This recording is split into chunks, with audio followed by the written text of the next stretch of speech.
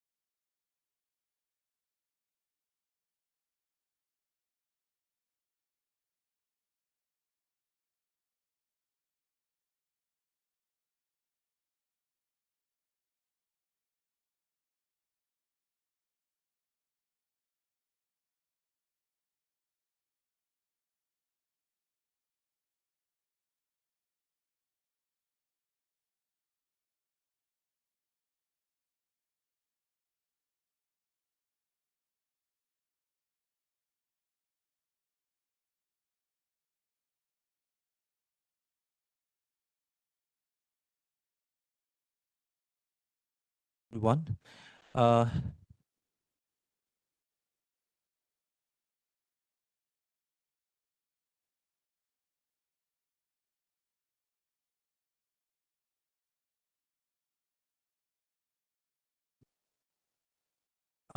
Good evening once again, and Tashidele.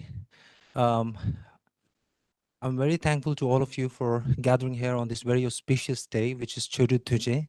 And now may I request our director, Venerable Geshe Damdul, to kindly light the lamp of wisdom and offer the white scarf. And with all the participants who have gathered here after Venerable Geshe is done. Thank you. And we'll do 3 prostrations with Geshe. Thank you.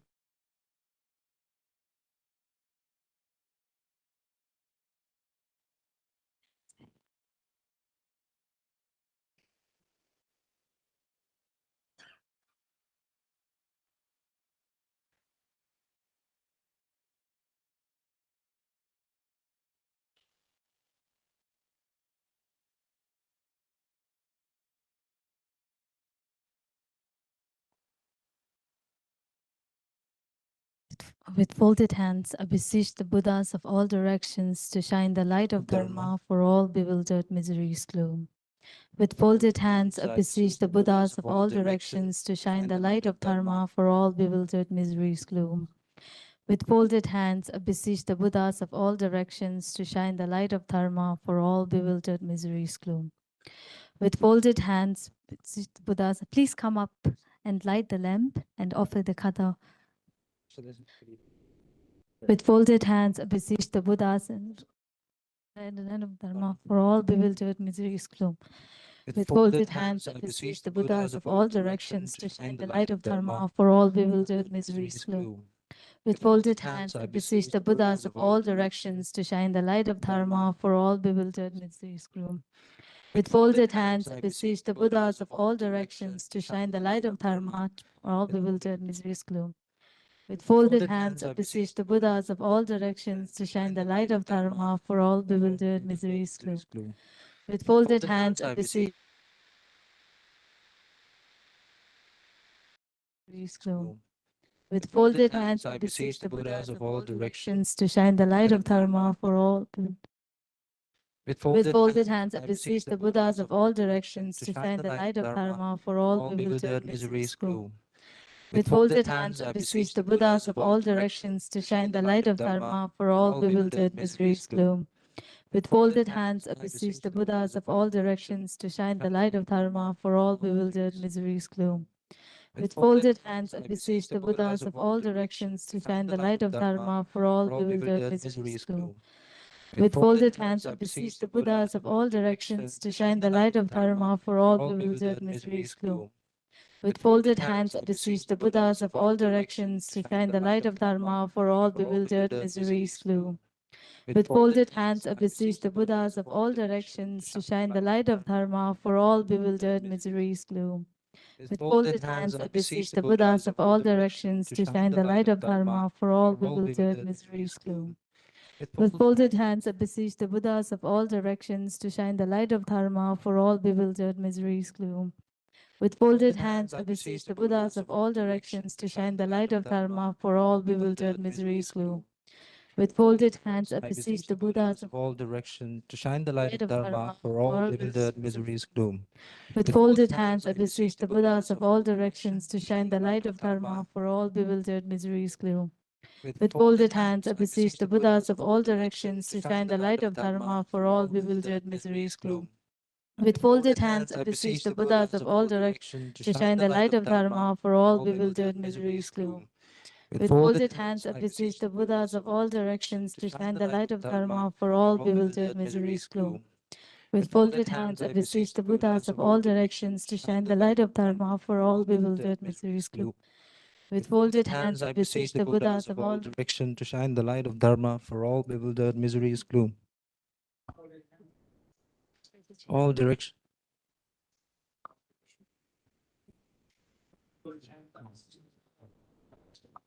Light of Dharma for all bewildered misery's gloom.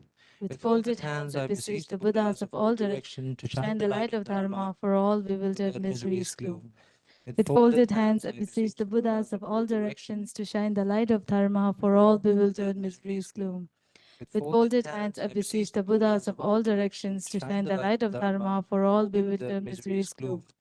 With folded hands, I beseech the Buddhas of all directions to shine the light of Dharma for all bewildered misery's gloom. With folded hands, I beseech the Buddhas of all directions to shine the light of Dharma for all bewildered misery's gloom. With folded hands, I beseech the Buddhas of all directions to shine the light of Dharma for all bewildered misery's gloom. With folded hands, I beseech the Buddhas of all directions to shine the light of Dharma for all bewildered misery's gloom. With folded hands, I beseech the Buddhas of all directions to shine the light of Dharma for all bewildered misery's gloom. With folded hands, I beseech the Buddhas and all directions to shine the light of Dharma for all bewildered misery's gloom. With folded hands, I beseech the Buddhas of all directions to shine the light of Dharma for all bewildered misery's gloom. With folded hands, I beseech the Buddhas of all directions to shine the light of Dharma for all bewildered misery's gloom. With folded hands, I beseech the Buddhas of all directions to shine the light of Dharma for all bewildered misery's gloom. With folded hands, I beseech the Buddhas of all directions to shine the light of Dharma for all bewildered misery's gloom. With folded hands, I beseech the Buddhas of all direction to shine the light of Dharma for all bewildered miseries gloom. With folded hands, I beseech the Buddhas of all direction to shine the light of Dharma for all bewildered miseries gloom. With folded hands, I beseech the Buddhas of all direction to shine the light of Dharma for all bewildered miseries gloom. With folded hands, I beseech the Buddhas of all direction to shine the light of Dharma for all bewildered miseries gloom. With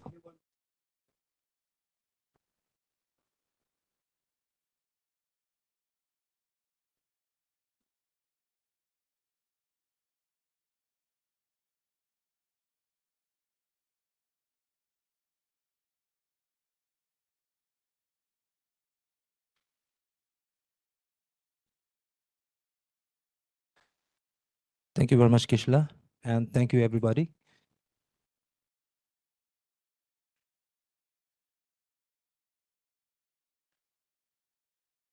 With this, we'll begin today's.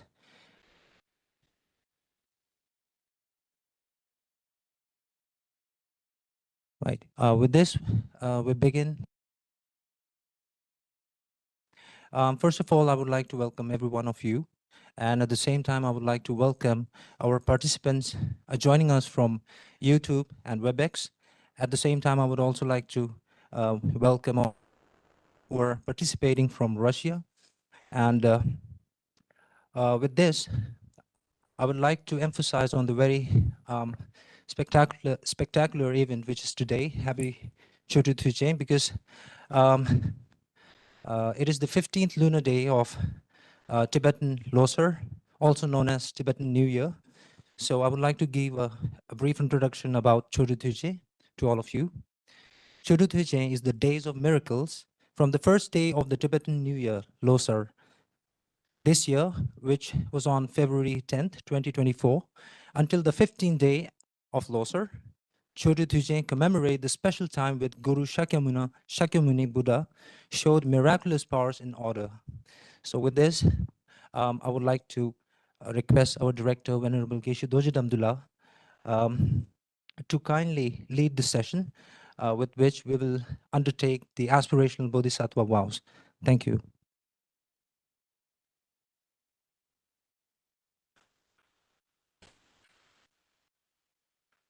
Thank you, Kungochendela, Dinshimla, and the Srintundula, and Dinzramela, and all here gathered offline, online, all. Indeed, as the Kungochendela explained, that the Cho-Trul Dhue-Chen, or the Miracle Day, for information on the Buddha Shakyamuni himself was not so keen on the miracle side, for the reason that the miracle is something which you can visibly see, and what takes us to our desired intention, our desired goal, which is nirvana, Buddhahood, is all about mental state, which is not visible. Always go for what is easier, what is visible. And the people may not be so keen to go for something which is not visible and which it requires a lot of time, which requires a lot of effort. They're not so keen on that. So miracle is a shortcut. Shortcut meaning that you can see it, you're fascinated by this, and then you are carried away. So because of which, that the Buddha, in fact, dissuaded his followers.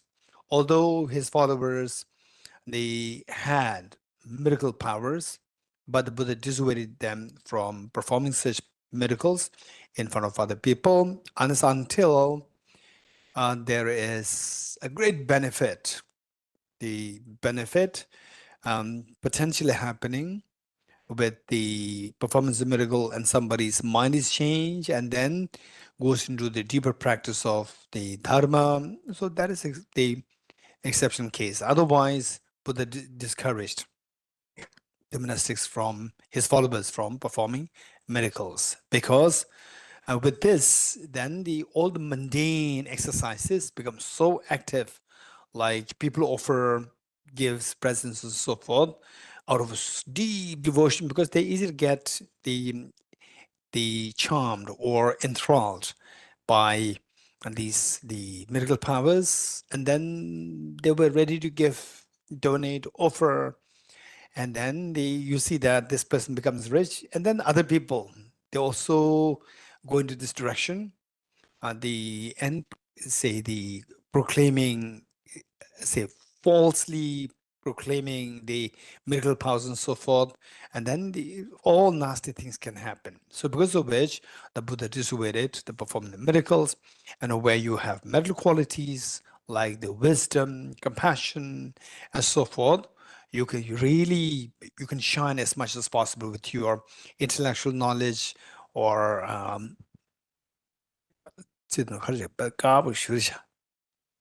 so intellectual knowledge and so forth. So this is something that we need to know. Then why this miracle day? Why this is considered is very important? Why? This is the question. So for this, what happened was that that many of you know the story behind this. It was at the time of the Buddha that they were the competitors, other teachers prevalent around the Buddha's time, and who were a little jealous of the Buddha's the fame and everybody following the Buddha Shakyamuni, and then they were a little jealous. So they came to, and then in those days, people can, they say the dedication towards these meditation practices and so forth, and because of which, if compassion is not there, if the wisdom of empty is not there, then with simply through single point of meditation, practice of the penance and so forth, you're bound to gain some higher, spiritual defeats like the miracle power and so forth. It doesn't mean that your mind is transformed, because for the mental transformation, which we are doing now, is very comprehensive. It requires a compassion element, and it requires the intelligence element of the intelligence to see the reality more deeply, interdependent nature, and of course the stability, generosity, integrity. We require all these the qualities for somebody to spiritually evolve as a complete form. But when compassion is missing, the wisdom is missing, you can grow in one side, which means a person can grow very sophisticatedly in your spiritual journey, where people respect you, but you are not very compassionate because you're not trained that way, and you're not into the understanding of interdependency, and because you're not trained in that way, you're not exposed to this.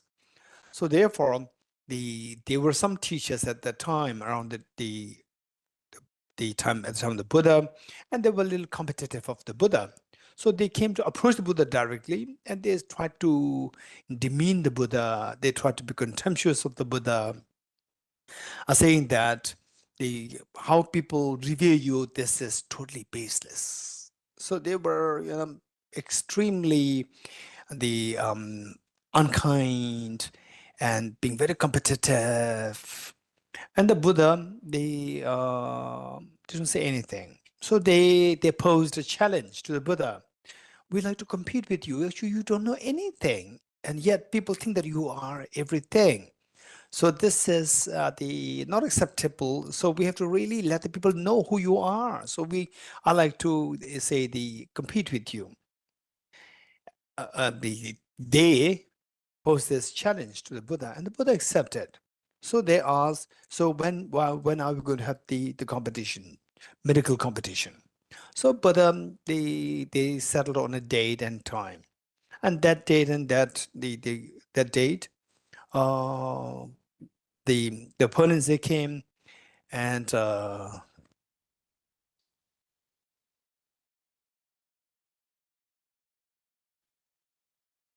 so I don't know what happened to our IT staff. Actually, he's a very senior.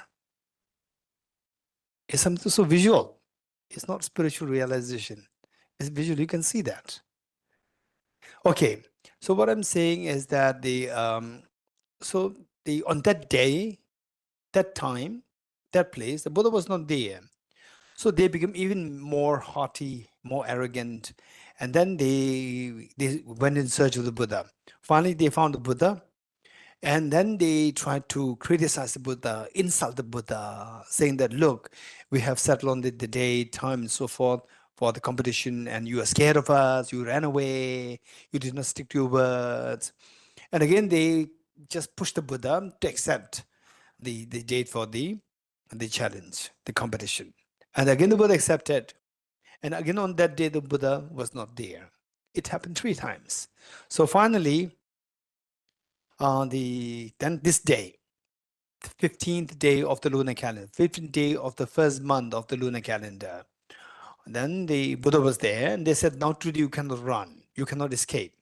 So today, you have to sit for the competition. So then the medical competition happened. So that is the time when there were about like 6 of those competitors to compete with the Buddha in terms of the medical performance. And they say, this is very strange. Miracles, they're actually not the real. They are something what your mind projected. And yet, within the miracles, whosoever has a more power of the meditative concentration, so their miracle power can actually override the others. So with this, then the competition started, and one incident was that the opponents, they manifested extremely beautiful, the garden, the park, oasis, and so forth. And then the Buddha manifested extremely huge, massive elephants, and they started to run towards the beautiful garden that they have created, run there and just damaged everything. So all these things happen. And then finally opponents realized that Buddha's the medical power by no means can be challenged by them. So they were so scared, and they realized that the power of the Buddha. And then everybody, all the common people who were witnessing this competition, they also realized, and because of this, then they fled. They themselves fled. So in Tibet, so this was in India. In Tibet, in 14th century AD, there was a great Tibetan master, and most of you, I can see that online, offline, most of you are from the Narendra studies. You know the great teacher, Lama Tsongkhapa. He was in 14th century AD, which was about like 1,000, almost 2,000 years, 2,000 years since the Buddha Shakyamuni's appearance on the earth. So Lama Tsongkhapa, the 14th century AD great teacher, he came up with this the concept that this 15th day, which the Buddha performed his tremendous miracle powers while he dissuaded the under normal situation to perform miracles, and yet he performed a lot of miracles on this day at the invitation of the competition from the opponents. So this day must be celebrated to remember the Buddha's greatness, while he himself is not really keen on the miracle power, yet he did attain a whole lot of on the feat of the miracles. So in memory of the Buddha Shakyamuni, and particularly this great teacher of compassion, who manifested 3 perfect qualities: perfect love, perfect knowledge, and perfect power. And to emulate this great teacher's qualities, this day is being specifically assigned as the day of the miracle, the performance by the Buddha Shakyamuni. So as a part of us taking opportunity of this, as our program coordinator, the Tejumla and Kungala very clearly indicated, that this is in the first place, the first day of the first month of lunar calendar, considered as the Tibet New Year or Losar. And then say for a few days is being observed as Losar New Year. And then 15 days considered as particularly very important to mark the qualities of the Buddha, that we can imbibe these qualities with ourselves. So with this in mind, the 2013, His Holiness the Dalai Lama, during, say, the early one morning, the Secretary of His Holiness gave me a phone call and asked if you are free. His Holiness wants you to be there. So that was early one morning.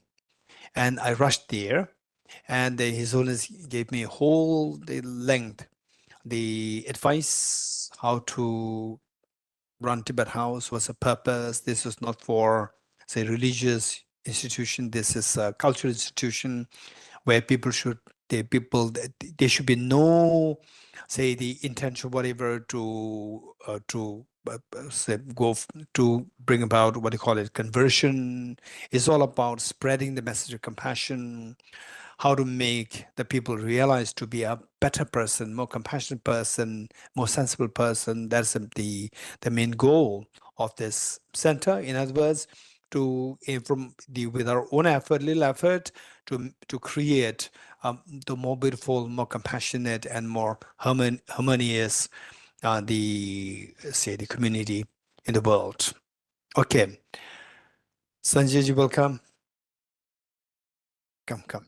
Okay, so with this in mind, then His Holiness, they advise us as to in whatever way we can bring people together so that they can breathe, they can have a fresh breath of compassion, fresh breath of wisdom. So this is the main message of His Holiness. So with this in mind, once in a while we come together alongside with our main programs, study programs of Narendra, master's course, diploma course, certificate course, conferences, exhibitions, and language class and so forth. Once in a while we come together.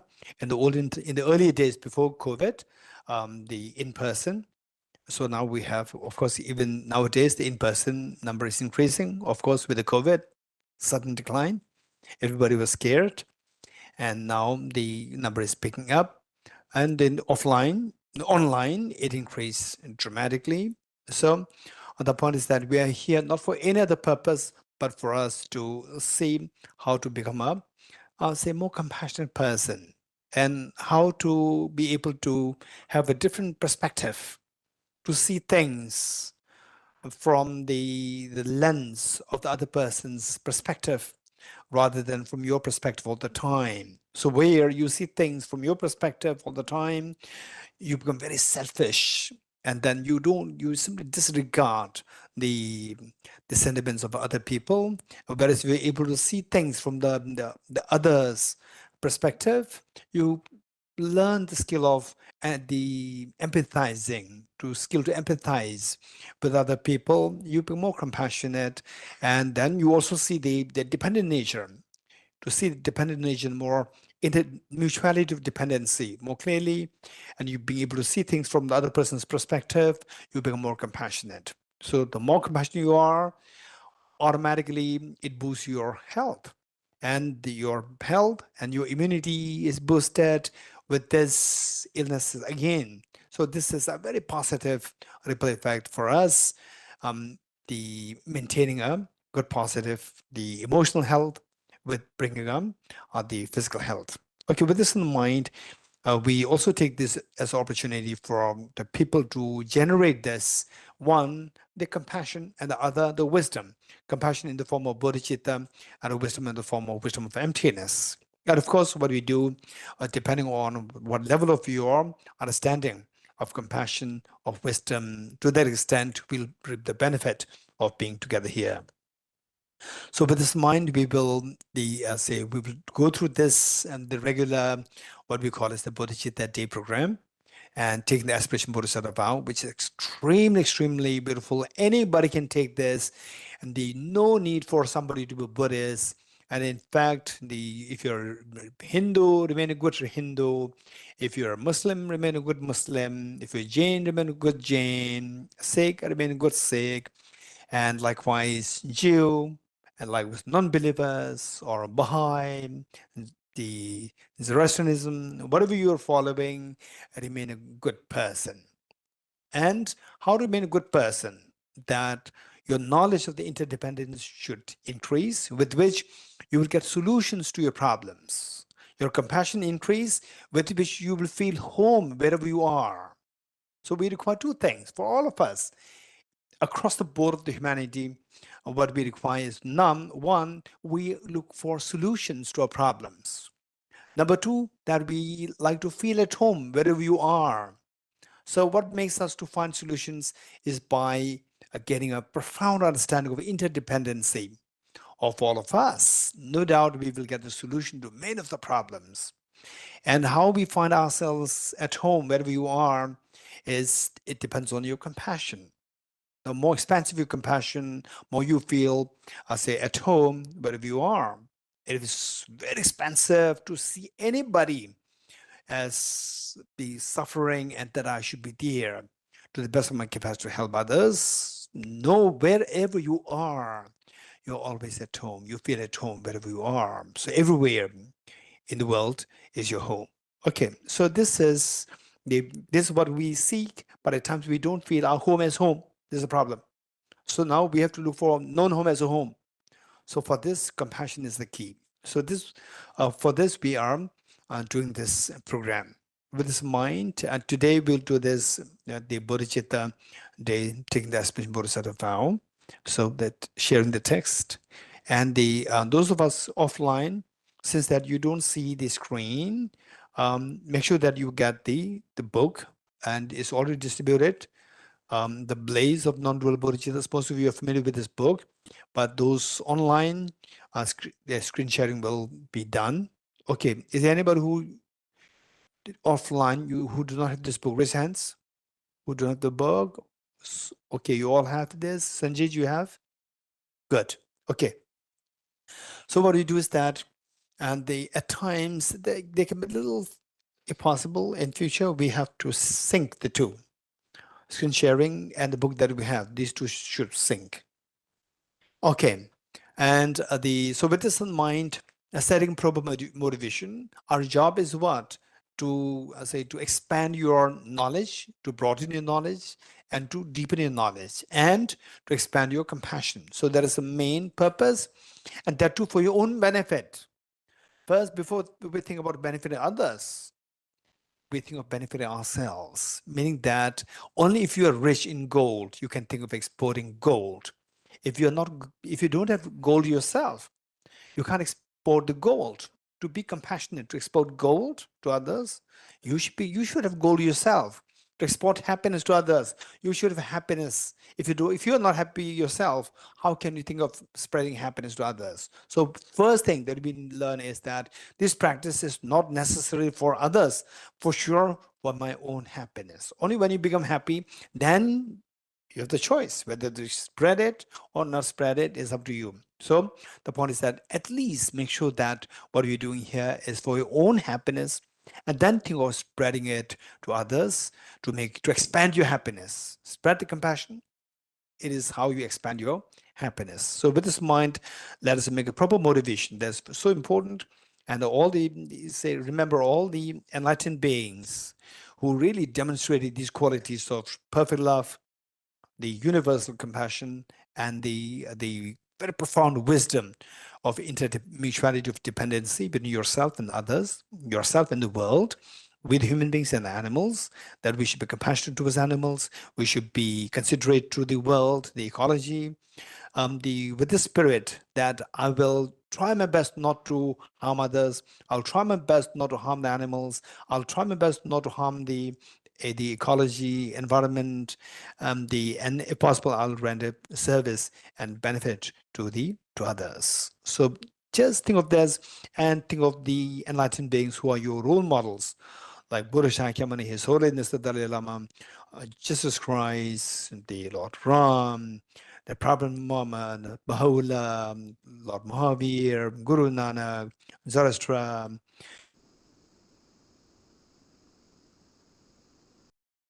for these two the incredibly precious qualities, mental qualities. And also think of your two parents, all the family members, including children, the human beings, animals, insects, hungry ghosts, hell beings, god and goddesses, environment, everything in this world. Think of them.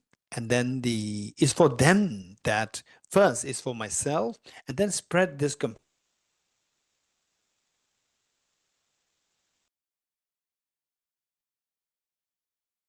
and the purpose of being here together is to awaken the seed of perfection that exists within each one of us, whether you're a believer or non-believer, whether you are from this country, that country, whatever. We all have the equal potential of seed of perfection within us. We all have this seed of perfection. And then it's not that, okay, I'm just hopeless, I'm just nobody, and that person is so special. No, everybody has the same potential. It's about the opportunities, is about the situations, is about your exposure to the means which can help you to awaken this potential within us. So our job here is to learn how to awaken this treasure of the full awakening within ourselves. Okay, with this in mind, let us recite the following verses together. Page 3. Enthused by great compassion, you taught immaculate Dharma to dispel all perverted views. To you, the Buddha Gautama, I pay homage. Enthused by great compassion, you taught immaculate Dharma to dispel all perverted views. To you, the Buddha Gautama, I pay homage. Enthused by great compassion, you taught immaculate Dharma to dispel all perverted views. To you, the Buddha Gautama, I pay homage.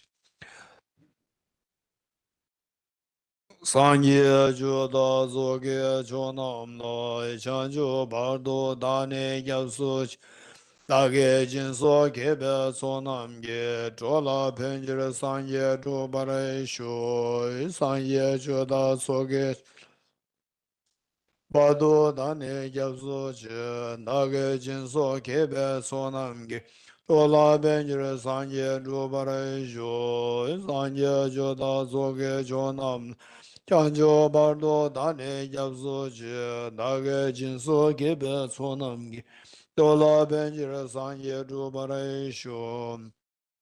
I go for refuge and turn my light to the Buddha, the Dharma, and the Sangha. By my accumulations through practice of giving and so forth, may I become a Buddha to benefit all sentient beings.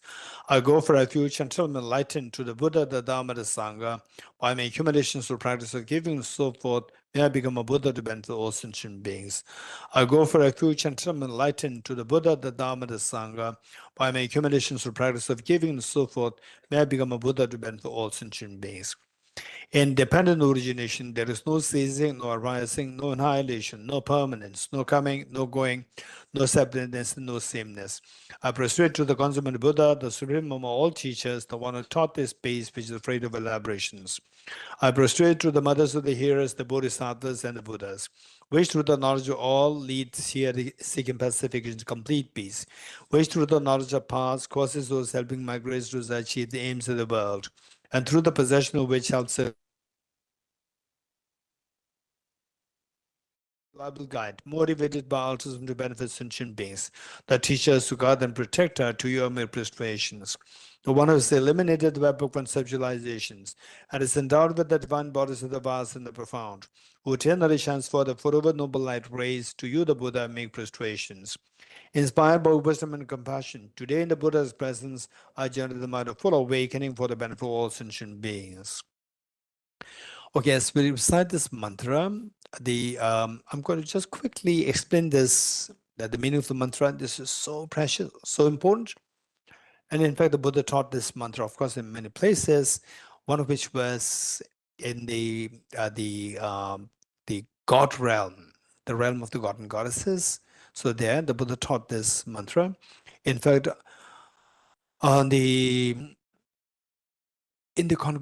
congregation in the God realm, the Buddha was presiding over the congregation, and the Avalokiteshvara was there, and the Indra and all these, the kings of the gods, they were all there. And then shared the Avalokiteshvara, he stood up, made prostrations to Buddha, and reported this to the Buddha. Buddha, all these gods and goddesses, they came to pay respect to you. And they also like to learn how to accumulate enormous amount of merit within a short span of time. And given that the enlightened one, the Tathagata Buddha, you are here, so please teach.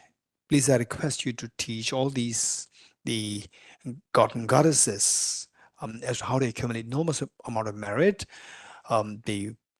within a short span of time.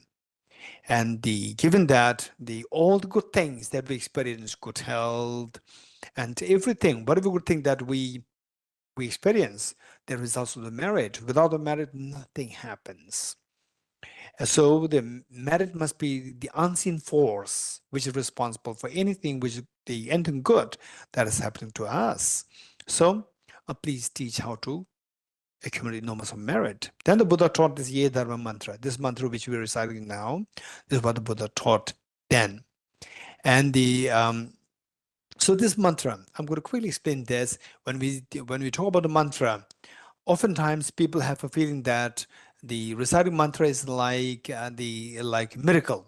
So you recite it, and then you get some blessings, and then the obstacles being dispelled. This is what is being expected. But this is just very temporary. The benefits, the long-term benefit is to bring about transformation in our mind.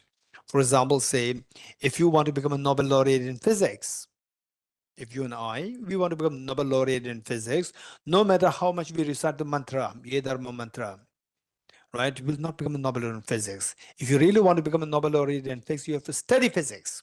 That's the reality. Because cause and effect, we cannot be acting, we cannot expect a result which is totally not incongruent, not in congruence with the course. So if you expect a result, we must embrace a course which is compatible with the result. So the understanding of the efficacy of the cause and effect is what is taught in this mantra. So this is what we need to learn, and particularly on this day, the Buddha so compassionately performed miracles in order to tell the world that finally we have to subdue our mind. If you really want to be happy, and if you really want to get away from miseries, you have to stay away from the unruly mind. If you want to embrace happiness, embrace the virtuous mind. So this is what we need to remember. The best way by which to remember the enlightened beings like Bodhisattva and so forth is to remember the teachings. So this would be the essence of the Buddha's teachings. So the mantra is Ye Dharma Hetu Prabhava Hetum Tesham Tathagato Hyevatat Tesham Chayo Nirodha Evam Vadi Mahashramanai Swaha. Say the first word, first syllable, Om. You would like to add it or you don't like to add it, it's up to you. But the actual mantra begins from Ye Dharma. And if you want to add this syllable Om, say we have to know the meaning of the Om. So this Om is constituted of 3 letters, A, O, Ma. And these 3 letters, they represent your body, speech, and mind. And also the body, speech, and mind of the enlightened ones. In other words, each one of us, we can become enlightened ourselves. We can become the full enlightened. Your body can become the divine body, your speech can become the divine speech, and your mind can become the omniscient mind. So this is the potential that we have. So how to make it? How to make it? First, by reciting this syllable Om. This should remind us that I should not be remaining as ordinary as what I'm today.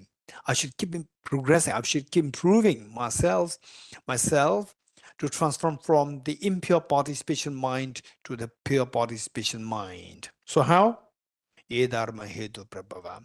So Ye Dharma, these phenomena, for example, the fears that we go through in our life, the sadness, the pain of losing near and dear ones, and the pain of being in the hospital and so forth is extremely agonizing and very painful.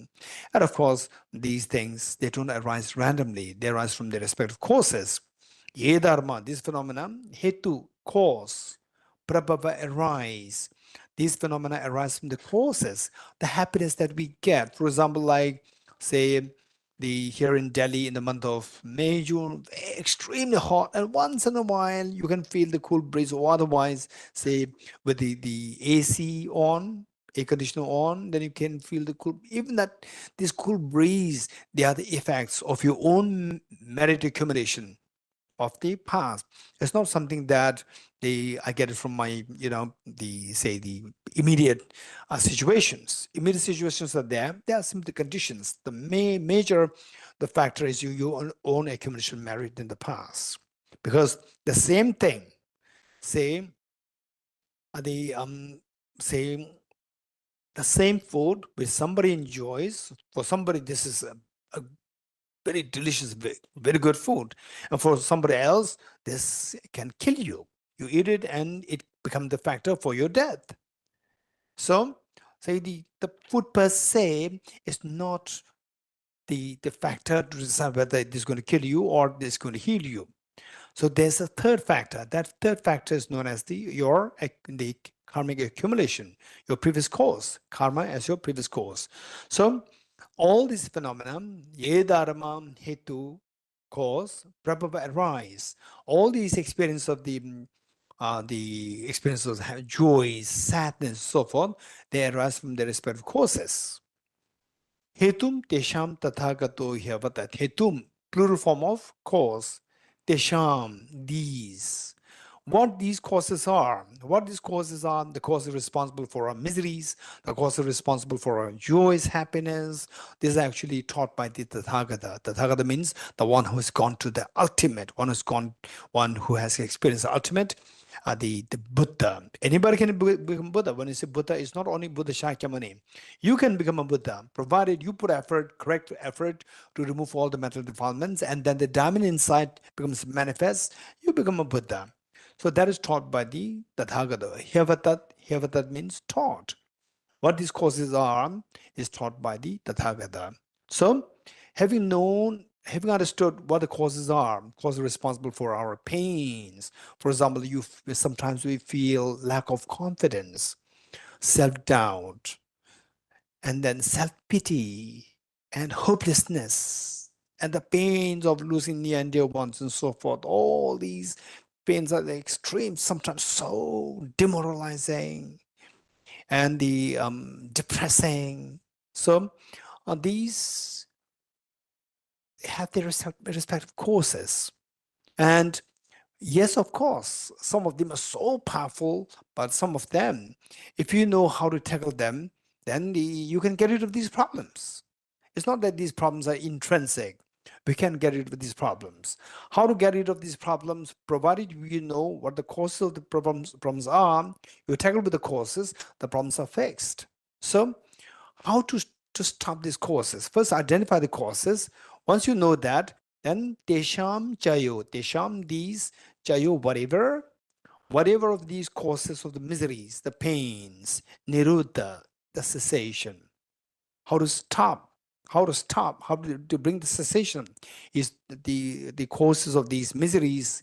Evam is thus, Vadi again is taught by Mahashramana, the great saint, the full awakened one. Yeswaha, this is established. Okay, in other words, as we can see in the meaning in the next passage, all phenomena arise from causes. The causes are taught by the Tathagata. The cessation of the causes is taught by the great seer. So we're going to recite this 3 times, but reflect on meanings. And the point of this recitation, if possible, daily, is to remind us that don't expect miracles. Don't expect shortcuts for your good results. For happy results, good results, don't look for shortcuts. Don't look for shortcuts. You have to, the wise people will really make things happen. Unwise people will dream of shortcuts and the result never happens. Wise people look for the make sure that the results happen by embracing the proper, the correct, the courses. So by reciting this mantra every day, one should be mindful, one should be the reminded of the fact that the joys that I'm expecting will come from the virtues. The unhappiness that I'm getting is because of the non-virtues. So see how to get away from the non-virtues so that at least in the coming years and in the future lives that we don't have to go through these miseries.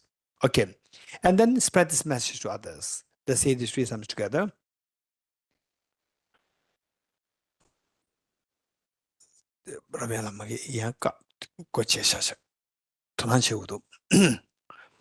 Om ye dharma hetu prabhavam hetum tesham dathagato hyavatat tesham chayo nirodha evam bhati mahashramanaye swaha.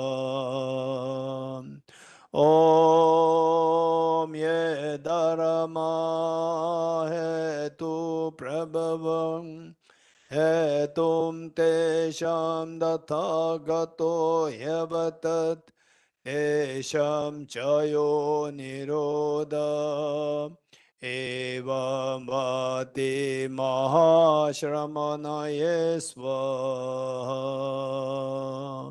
Om ye dharma hetu prabhavam hetum tesham dathagato hyavatat tesham chayo nirodha evam bhati mahashramanaye swaha.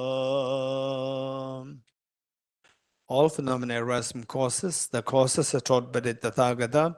The cessational causes as well as taught by the great seer. Profound, peaceful, elaboration-free, clear-lighted, non-composite. Such is the nectar that Dharma I've discovered. Finding no one to fathom this teaching, in silence I'll return to words. Beyond our trends, thought, and expression is the perfection of wisdom, which is unborn, unceased, and has the nature of space. Is the object of apprehension of self-realized wisdom. To you, the mother of the Buddhas, of 3 times, I bear obeisance. All composite things impermanent, all contaminated things are the nature of suffering, all phenomena are the nature of emptiness and selflessness, transcending sorrow is peace. The Guru is the Buddha, the Guru is the Dharma, likewise the Guru is the Sangha, the Guru is the source of everything wholesome. I go for refuge in the Guru. By the sound of the vibrant drum of Dharma, you liberate all beings of miseries. I beseech you to kindly remain and give teachings until the end of the expanse of billions of eons. The Buddha does not watch the negativities of beings, nor does he remove their miseries by his hands. His spiritual realizations are not transferred to them. It is by teaching the truth of the suchness that the beings are liberated. With folded hands, I beseech the Buddhas of all directions to shine the light of Dharma for all bewildered miseries gloom. If you're attached to this life, you are not a spiritual practitioner. If you're attached to samsara, you have no renunciation. If you're attached to your own self-interest, you have no bodhicitta. If there's grasping, you do not have the view. Okay, let's turn to page 14. Given that this today the day is related to the Buddha Shakyamuni, Buddha Shakyamuni is having performed the miracles on this day to help the world, to teach that the more than the miracle, the real miracle is the transformation of one's own mind.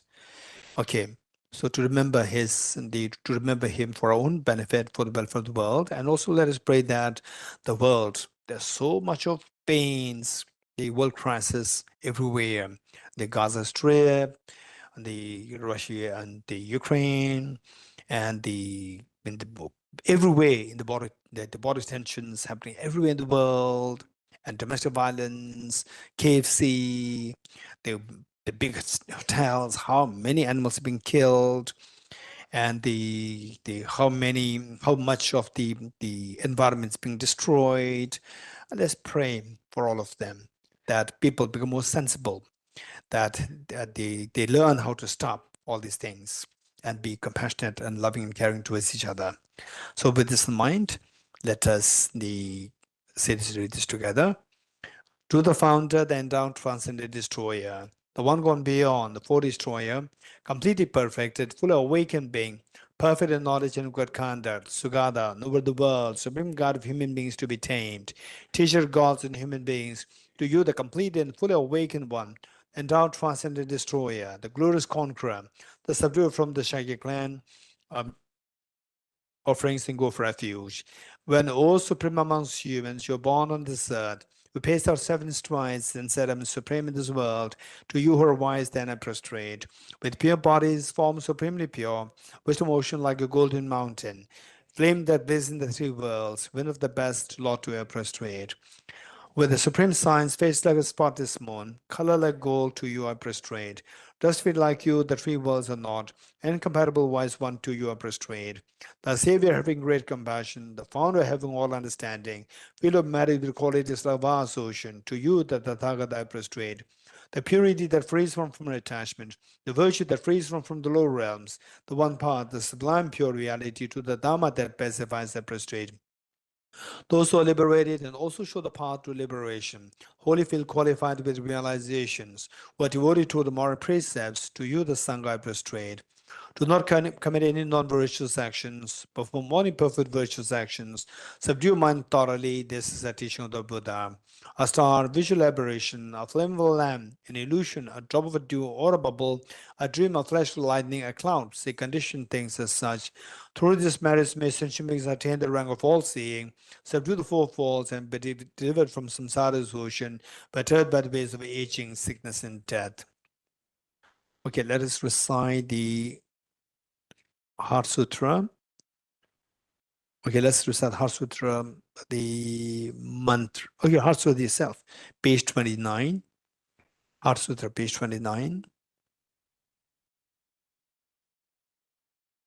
Okay, as we read this Heart Sutra, in the first place, of all the teachings of the Buddha, the teaching on the professional wisdom is hailed as a supreme. As the supreme of all the teachings, because that this is teaching which this is the whole genre of a teaching as to how to wake up from the sleep of ignorance. As long as we are being swayed by the ignorance and the sleep of ignorance to believe the dream is real, we continue to be tortured by the dream. We continue to be we continue to suffer in the dream, believing the dream is real. So how best to be protected from the being affected by the dream is to wake up. But there should be somebody to tell us that this is a dream, this is not real. So on the planet Earth, 2,500 years ago, Bodhisattva, he had 2 teachers.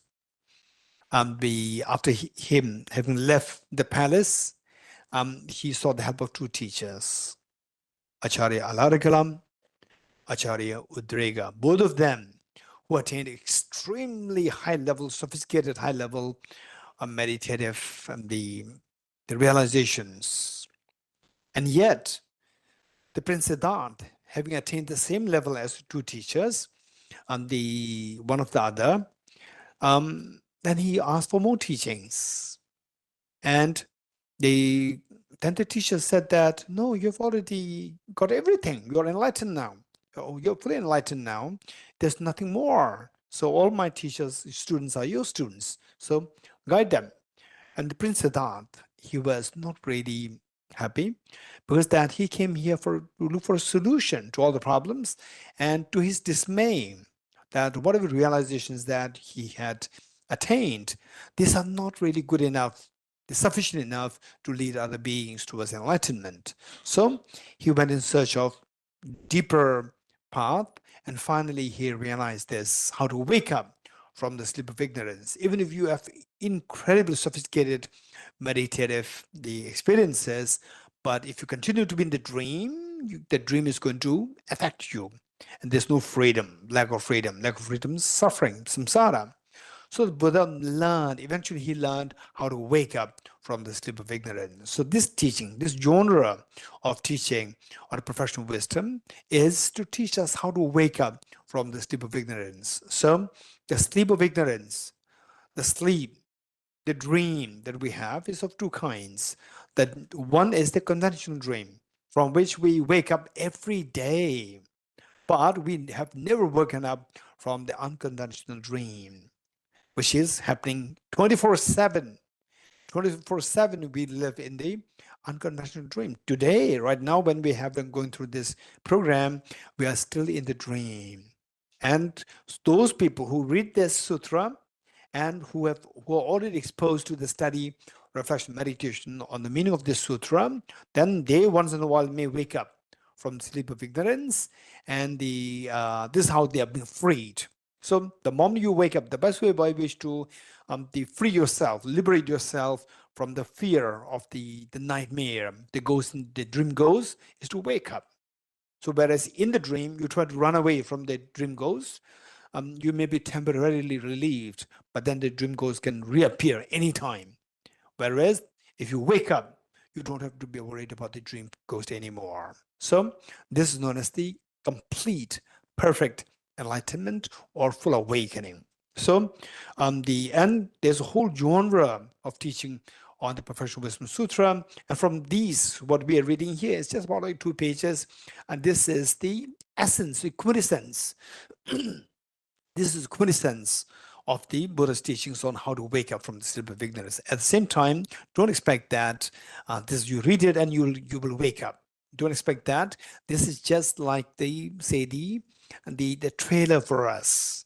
So what it is going to be like, you have to study more. You have to study, you have to reflect, you have to meditate, and then the awakening happens gradually. Okay, let's read as we read this, remember not to miss 3 points. Point 1, they say after the background information is given, then the first point not to miss is, what is the question asked by Shariputra to Aravalokiteshvara? Say the Buddha Shakyamuni was presiding over the congregation, and on one side was Shariputra, on the other side was Aravalokiteshvara, and then attended to by all these monks, the nuns, and the bodhisattvas and the lay devotees. So in this congregation, the Buddha went deep into meditative state on the wisdom of emptiness, and then Shariputra stood up to make requests, to ask questions to Aravalokiteshvara, being inspired through the blessings of the Buddha Shakyamuni. Then Aravalokiteshvara responded to the question. So 3 points not to miss. First one is, what is the question asked by Shariputra to Aravalokiteshvara? How should the child of the lineage practice the professional wisdom? Meaning that child of the lineage meaning each one of us, we can become the child of the lineage. Child of the lineage meaning somebody who wants to awaken your seed of perfection within. Somebody who wants to awaken, unveil this treasure within us, which is equally existent in all the beings. How to awaken this. Anybody who is awakened this so that you become a perfect being to benefit yourself, to benefit all the beings. So that becomes the child of the lineage. You become a child of the lineage, provided you make this commitment that I will awaken myself. I'll put all my effort to awaken myself so that I'll be free from all the fears of life, and I'll embrace the infinite happiness, and then I'll teach others how to be liberated from the fears of life and to embrace the maximum happiness. So as the child of the lineage, how should I practice the skill to wake up from sleep of ignorance? Then Aravalokiteshvara gave a detailed explanation of how to see everything like dream. This is point number 2.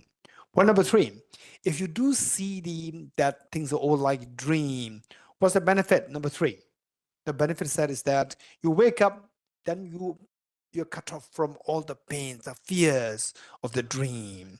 Likewise, on this realization, that is the entry gate for all the Buddhas of the past, present, and the future to go to the offshore of the full awakening, infinite happiness.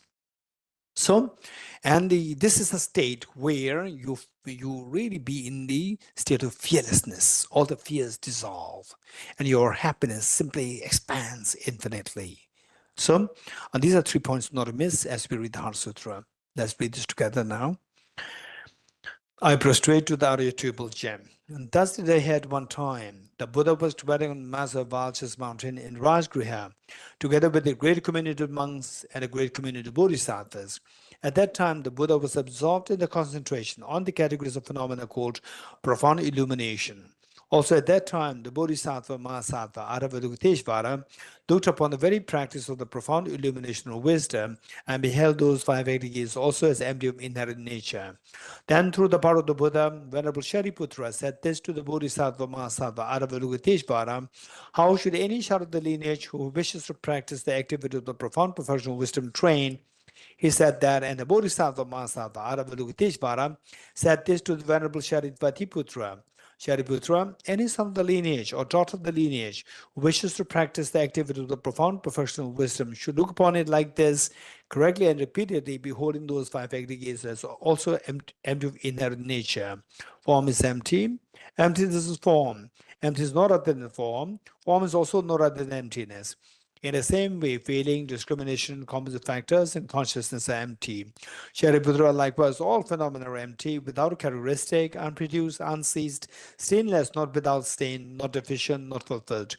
Shariputra, therefore, in emptiness, there is no form, no feeling, no discrimination, no composite factors, no consciousness, no eye, no ear, no nose, no tongue, no body, no mind, no visual form, no sound, no smell, no taste, no object to touch, and no phenomenon. There's no I element and so on, up to it, including no mind element and no mental consciousness element. There's no ignorance, no extinction of ignorance, and no so on, up to it, including no aging and death, and no extinction of aging and death. Similarly, there is no suffering, origination, cessation, and path. There is no exalted wisdom, no attainment, also no non-attainment. Shariputra, therefore, because there is no attainment, bodhisattvas rely on and dwell in perfectional wisdom, the mind without obscuration and thus without fear. Having completely passed beyond error, they reach the endpoint of nirvana. All the Buddhas who dwell in the three times also manifest the complete awakened, unsurpassable, perfect, complete enlightenment in reliance on the professional wisdom. Therefore, the mother of the professional wisdom, the mother of great knowledge, unsurpassed mantra equal to the unequaled, the mother that thoroughly pacifies all suffering, should be known as truth, since it is not false. The mother of the professional wisdom is declared, Yata Om Gade Gade Bara Gade Bara Sam Gade Bodhi Swaha. Shariputra, the Bodhisattva Mahasattva, should train in profound professional wisdom like that. Then the Buddha rose from that concentration and commanded the Bodhisattva Mahasattva Aravadukateshvara, saying, well said, son of the lineage, it is like that, it is like that. One should practice a profound professional wisdom just as you've indicated. Even the Tathagatas rejoice. The Buddha having thus spoken, Venerable Shariputra, the Bodhisattva Mahasattva Aravadukateshvara, those surrounding the entirety all over the world of gods, humans, asuras, and gandharvas were overjoyed and highly praised that is spoken by the Buddha. As we recite this mantra the 5 times, let us invoke, let us imagine that we are on this the spot, Vulture's Peak, where the hearts would actually happen. Buddha Shakyamuni preside over the gathering. And imagine that the Buddha Shakyamuni is exhorting us thus: don't remain in the fears of samsara anymore. Come to his ultimate happiness by awakening the seed of perfection within you. You hearing what the Buddha Shakyamuni is exhorting, you then inspire all the other sentient beings, your children, your family members, your parents, and so forth, all the sentient beings, humans, animals, insects, honey ghosts, and so forth, everyone, informing them what the Buddha taught us, and that everybody is so inspired to join you in the journey of cleansing our mental defilements, so that the seed of perfection within us is awakened, and each one of us becomes the fearless and experience infinite happiness. Yata Om Gate Gate Paragate Parasam Gate Bodhi Swatyata Om Gate Gate Paragate Parasam Gate Bodhi Swatyata Om Gate Gate Paragate Parasamgate Bodhisvatyatam Om Gate Gate Paragate Parasamgate Bodhisvaha. By the teachings of three supreme jewels possessing power of truth, may inner and outer hindrances be transformed, may they be dispelled, may they be non-existent, may they be pacified, may all negative forces opposed to the Dharma be completely pacified, may the whole to 80,000 obstacles be pacified, may we be separated from problems and conditions harmful to the Dharma, may all enjoyments be in accord with the Dharma, may all auspices of perfect happiness pervade this place now. Okay, next we will recite the short mantle offering, page 40, page 40, mantle offering.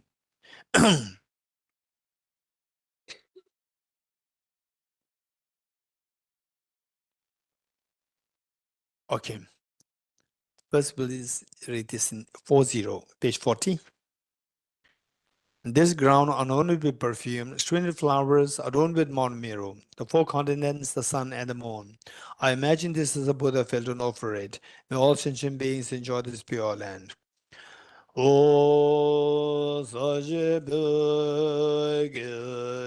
Joje Mando Tam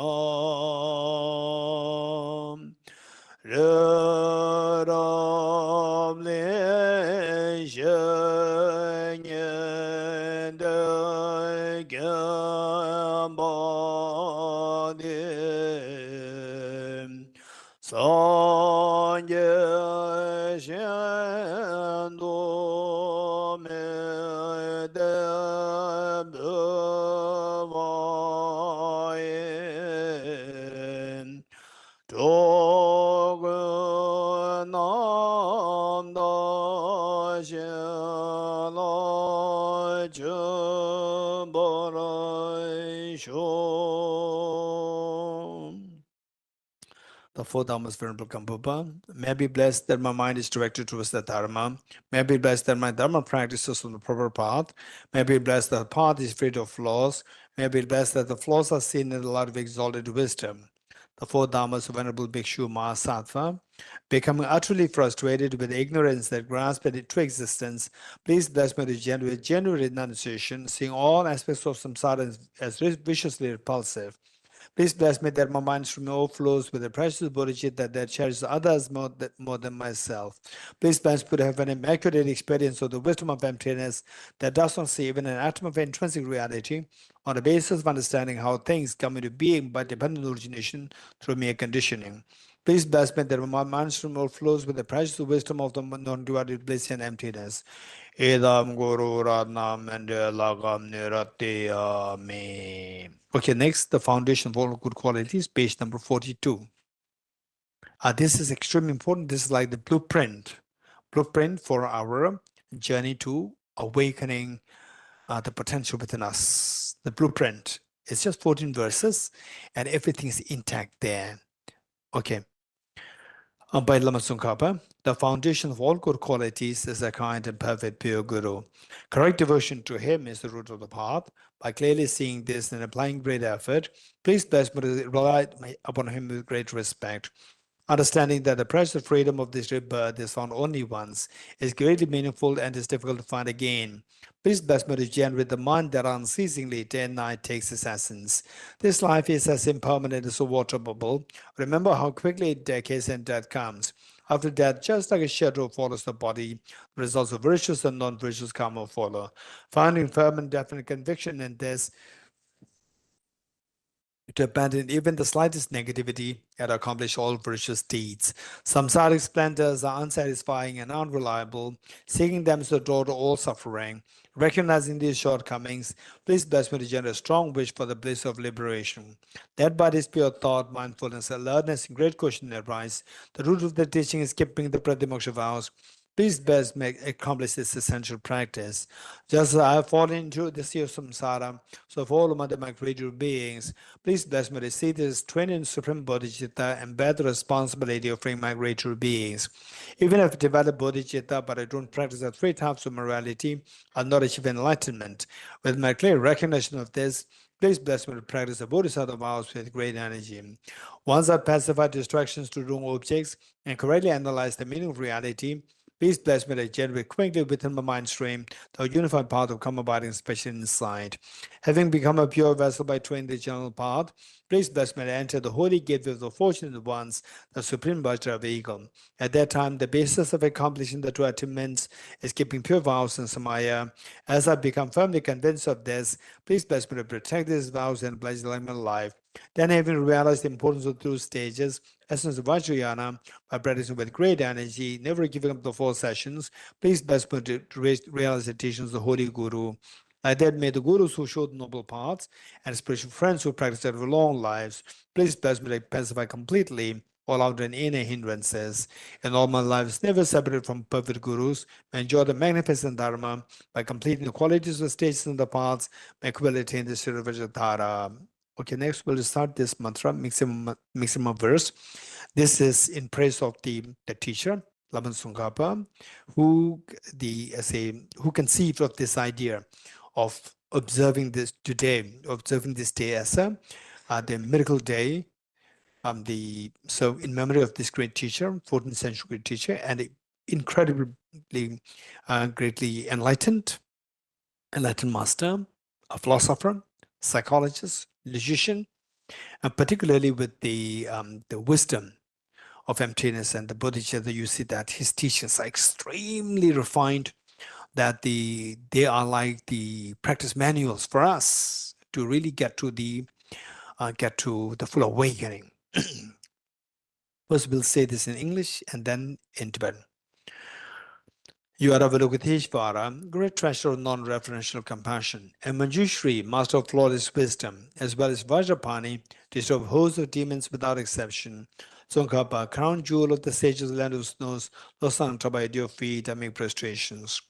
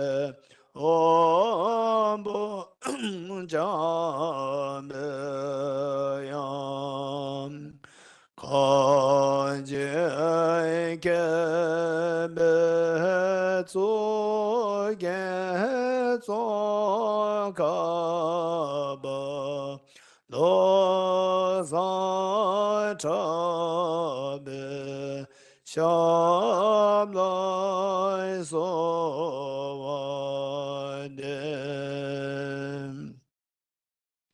Okay, now next is the main practice, which is the taking the aspiration bodhisattva vow.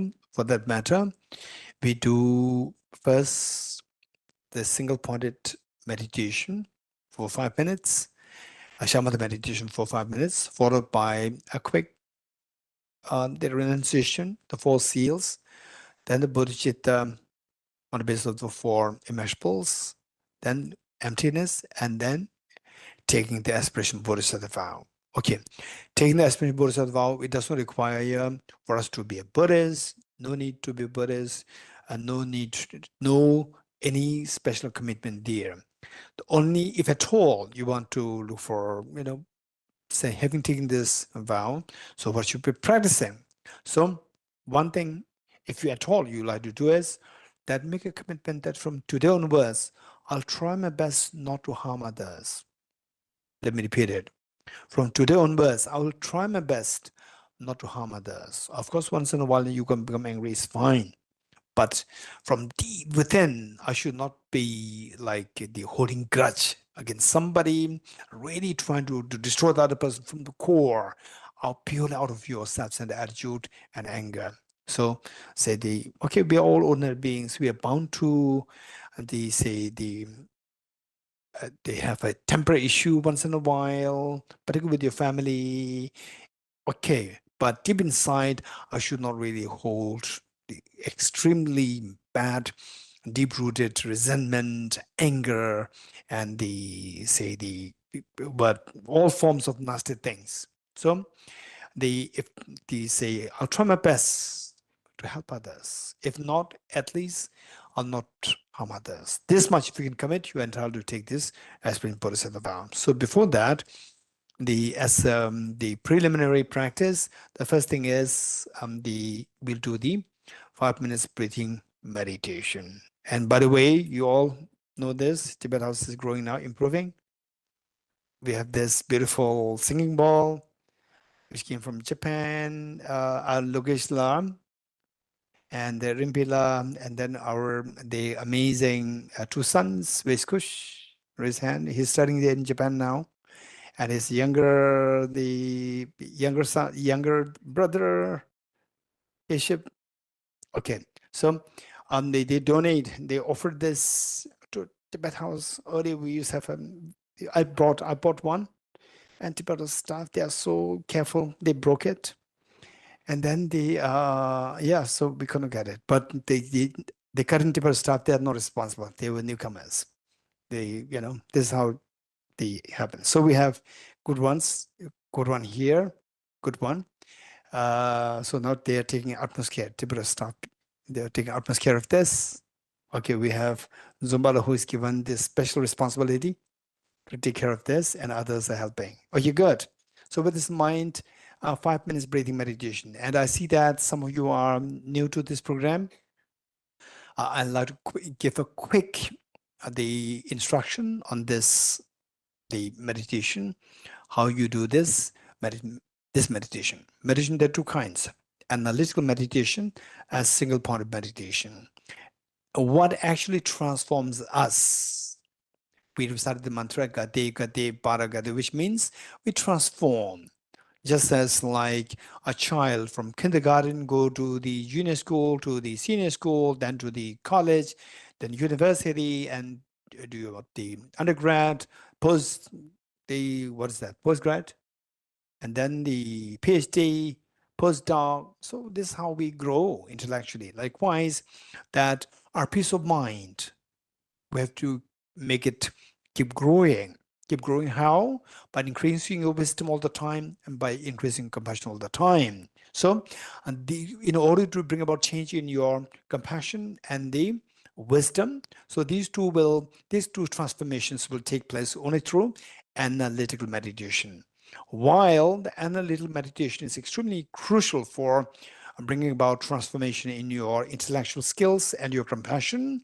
The stability meditation or the shamatha meditation, the single point meditation is also very important to stabilize whatever achievement, accomplishment that you've attained pertaining to the wisdom and the compassion. So what are you doing here? 5 minutes is just some single point meditation to stabilize, to learn how to stabilize our experiences. So for that matter, 4 points to keep in mind. Number 1 is the body posture, how to maintain the proper body posture for you to be successful in your practice, that your practice becomes very effective. Number 2 is the focal point. What are you going to focus on when you do this the stability meditation or stabilizing meditation? Then the next is what mistakes can happen in the course of your the meditation. What mistakes can happen? Identifying the errors of meditation. Number 4, when the errors do happen, how to apply the remedies to overcome the errors. 4 points not to miss. First, the body posture. The most important. I'm not going to go too much into detail. Cross-legged. If you can do that, well and good. If not, don't worry. One important thing is that body upright, backbone upright, and don't sit with the hunchback. Sit upright. Learn how to sit upright. This is extremely important. And the next one is head tilted forward a little bit and eyes not closed. Eyes not closed. Let me repeat it. Eyes not closed.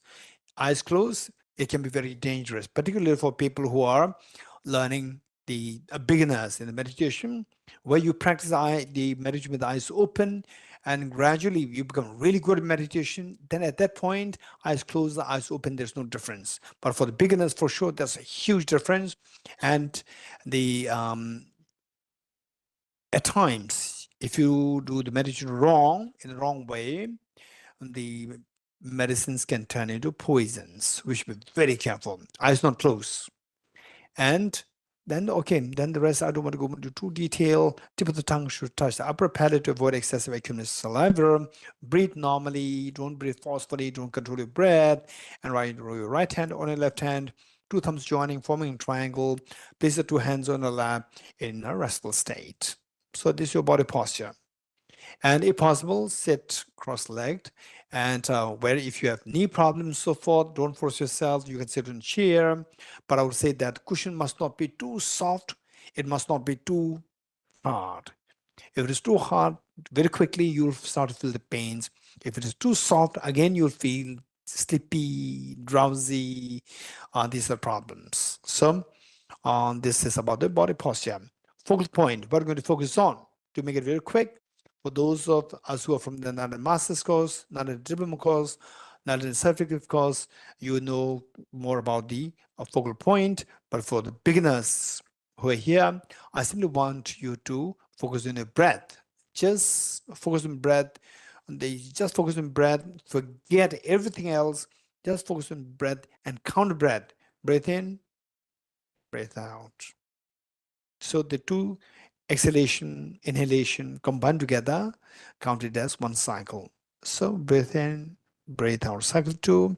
This is what we do for 5 minutes. Okay, just forget, you just keep counting it. In 5 minutes, for the younger ones, it can be like 60 cycles or 70 cycles.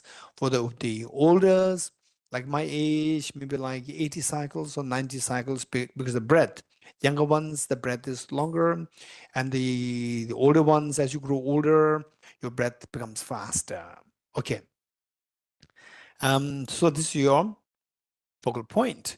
Now, errors, what kind of mistakes can happen? 2 potential mistakes, 2 general mistakes. One is inactivity of the mind, which is known as mental laxity. There's one problem where you feel drowsy, you feel like just your mind feels sinking and lethargic, heavy. There's one problem. Other one is overactivity of the mind, which is technically known as excitement, mental excitement, where your mind is scattered, distracted. And this is the second point, overactivity of the mind. So should any of these 2 things happen, no need to worry, go for number 4. Applying the remedies to overcome the errors. Remedies again twofold. introspection and mindfulness. The first one, introspection, it is once in a while to keep an eye on your mind to see what your mind is doing, whether your mind is meditating, or it is falling asleep, or it is distracted.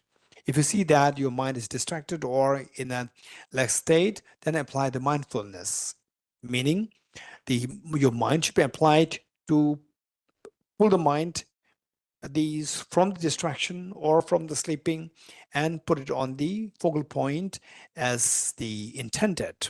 Okay, ready? 5 minutes.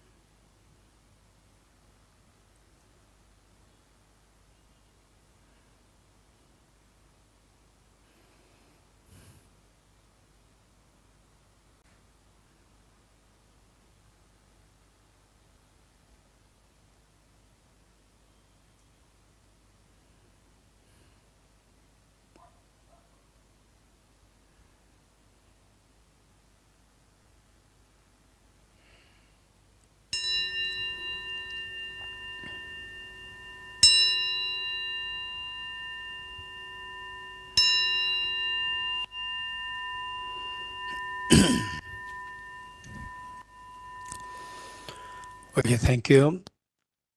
Next, we will do a quick meditation on renunciation, which we do on the basis of the 4 seals of the Buddha's teachings.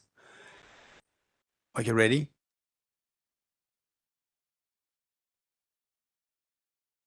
This is going to be guided meditation. This is going to be analytical meditation and guided meditation. So here, for this renunciation at the next Bodhicitta, next wisdom of emptiness, let us try to follow the instructions. Don't try to correlate, compare, contrast with whatever you have learned before, read before. Just be in the present moment to just let your experiences flow to the best you can.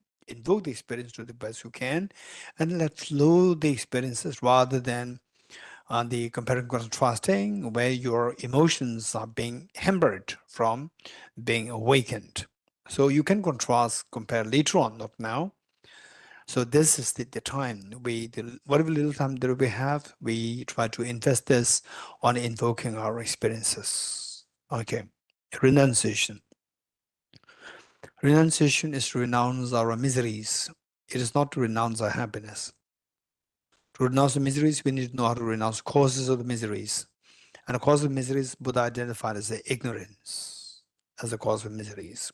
And the ignorance, the Buddha identified the various levels of ignorance, but broadly 4 levels of ignorance are identified.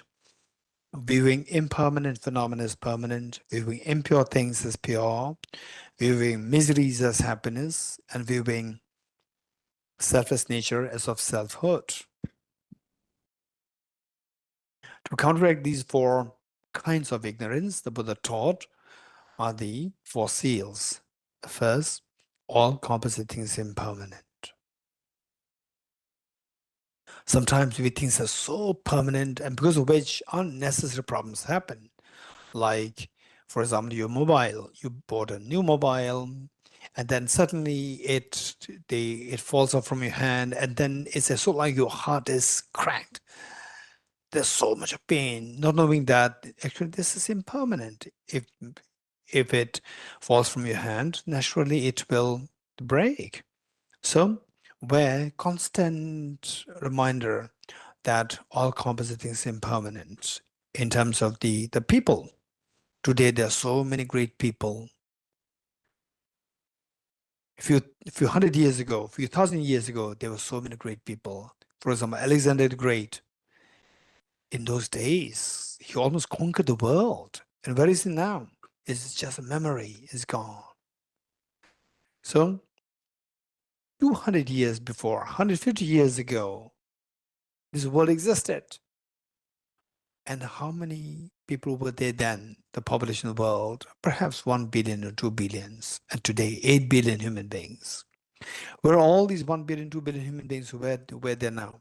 No one is left today, to be very honest. All gone. And it's not that those people are unfortunate that they're gone now. We are very fortunate we exist. No. Just as some of us are young, some of us are older, some of us are successful, some are not successful. The parents have so much expectation on children, so forth. This is exactly what happened 20 years ago.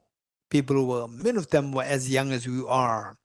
Many of them are younger than you, many of them are older than you, and parents have the expectations of their children and so forth. Whether expectations are fulfilled or not, they're all gone today. Failing to see this reality of impermanence, many people unnecessarily create so much of tension in one's life and create tension in others' life also. And 200, believe it or not, 200 years from now in the future, not even a single person of 8 billion human beings will be left then. And how many of them will be remembered? So less. In your case, for you, your family is the most important thing. To remember your great parents, if not great parents, if not grandparents. For me, I have no clue of my grandparents. I don't even have a clue of my grandfather, grandmother from both sides. And many of us are in the same boat. If this is the case, how can you remember all these people of the world 20 years ago? So likewise, 20 years in the future from now, only few people will be remembered, and many of us will be just disappear completely from the memory of the people. This is a reality. This is reality. This is what the Buddha referred to as the all composite things impermanent. So this impermanence, which is marked by change, or what we see as so appealing, and when we see it as a permanent, we are so infatuated, and then when we see that it's gone, there's so much pain in us. So these pain are created by the ignorance of viewing impermanent phenomena as permanent. So this impermanence, which is visibly seen in the span of 10 years, 20 years, and so forth, is happening because the change that you see on an annual basis, which is possible only if this change happen on a monthly basis, weekly basis, daily basis, hourly basis, minute by minute basis, second by second basis, and so forth. In other words, all composite phenomena, including body,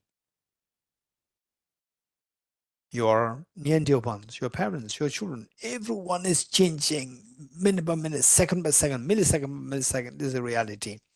What do you mean by millisecond by millisecond? It's so fast. Even they say the 1 second split into 100 is so fast that your eyes could hardly catch the change involved. Yes, that's very true. This is how our body is moving. This is how the world is moving. So fast in a constant flux of change. This is reality. So you realize this, and then unnecessary attachments all stop. So this impermanence, once you realize this, a fear can come in us. Where is this impermanence taking me? It's moving so fast. Faster it moves, more the fear. Imagine that you are the unknown person, a stranger, just picked you up and thrown you into a very fast moving express train. And you have no clue where this train is taking you. Faster the train moves, more the fear. Why? You don't know where this train is taking you. So who decides where the train is taking you? If the train driver decides, if the driver is your mom, your dad, of course they'll take you to a beautiful spot, a picnic spot. But if it is under the dictate of the terrorists, no doubt will take you to a slaughterhouse. And for us, the driver, which takes us to move so fast, is our mind. And unfortunately, our mind is under the dictate of the terrorists, the two of which are the worst of which are self-grasping ignorance and self-centered attitude. As long as our mind is under the dictate of these two, it'll only take us to the miseries. This is what the Buddha indicated as the all contaminated things of suffering nature. Contamination, worst of which is self-grasping ignorance when complemented by self-centered attitude. As long as our mind is under the dictate of this ignorance, of seeing things objectively real, seeing the dream is real, there's no freedom. We continue to suffer. Suffer like what? Three kinds of suffering. Suffering change, and a pervasive condition suffering. The evident suffering, evident pain, the pain of losing near and dear ones. One moment of such a pain is good enough to nullify all the past merriments, birthday celebrations, the New Year celebrations, wedding ceremony. All these things are so meaningless and shallow in the eyes of one moment of having gone through such the pain of losing near and dear ones and so forth. Is so agonizingly painful. Yes, that's true. When will these pains stop? They will never stop on their own. When will they stop? Is there stop? Yes, it will come to a stop, but it'll never stop on its own. 2023, it came to an end on its own. Nobody did anything to stop it. It stopped on its own. But our miseries will never stop. Our tears will never stop. Our tears will continue to be like this until we put a stop to the cause of the miseries. What's the cause of miseries? Believing the world as objectively real, believing the dream is real, that is the cause of all the miseries. So, how to get rid of this ignorance? Just as the darkness obscures us from seeing the reality, ignorance blinds us from seeing the reality. How to get rid of this darkness? But only by introducing the light. So likewise, it is only through introducing the light of the wisdom that the darkness of ignorance can be eradicated. What is this light of the wisdom? The light of the wisdom by the very definition is a discerning mind whose apprehension of the object tallies with the reality. What's the reality? The reality is what the Buddha indicated as the third seal, that everything is nature, emptiness, selflessness. Okay, let's quickly think of this emptiness. And for many of us who are not exposed to the concept of emptiness, it can be a little complicated, but don't worry.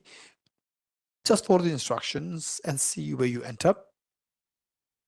And those of us who are already exposed to this personal emptiness, study, reflection, meditation, for you, it's very profound. Okay. What are you doing? I'm meditating. How does this person appear to you? As like a dream that your mind is creating the self? Or no, it's not like a dream. It's so solid. It's real. It's really there. Of course, it appears so real, so objectified, so solidified there, so well defined, independent of my mind. Okay, this belief is known as self-grasping ignorance. This ignorance. How can we know that this ignorance is not a valid mind? Yes. If the self does exist as objectively real, remember what Aranagarjuna said. If the mirage were to be water, why not those close by the mirage see water? If this self would exist objectively, why don't I see this self as I go closer to the object? Okay, let us now go closer to the object to explore if that the self does exist objectively, not like a dream. So this mind which goes closer to this self, to its object, is known as ultimate analysis. In technically speaking, and let us subject this self to ultimate analysis. Subject yourself to ultimate analysis, see where the self is from the object. Subject yourself to ultimate analysis, we end up seeing the thin layer of the skin. Of course, that is not me. Behind that, the fatty tissues. Of course, that me. Behind that, the muscles, cartilages, the whole skeleton, the heart, the lungs, the liver, the pancreas, the intestine, stomach, and so forth. All the solid parts constitute element of earth. And the element of earth, of course, is not on this person. Next, element of water. 4 liters of blood, which is pumped in and out by the heart to different parts of the body. Of course, that is not to be identified as objectively as the self. Element of fire, 2,600 joules of energy of your body. Of course, that is not me. People can see me from distance, but people cannot see this, the energy within me. Next element of air, 4.6 liters of air that you breathe in and out through your lungs. Of course, that is not me. Element of space, 99.99% of our body is just a vacuum. Look at the size of the whole atomic structure. Say nucleus at the center and the electrons around this. The space between the electron and nucleus is so expansive that we see the major part of the space of within the atom is just vacuum. So we are essentially like a vacuum, but I'm not a space vacuum in nature. I'm a solid person. Again, this is also not me. Element of mind, element of consciousness. People can see me, but people cannot see my consciousness. I'm a male, I'm a female. My consciousness does not have a gender. Gender is posited on the basis of my body, so consciousness also is not me.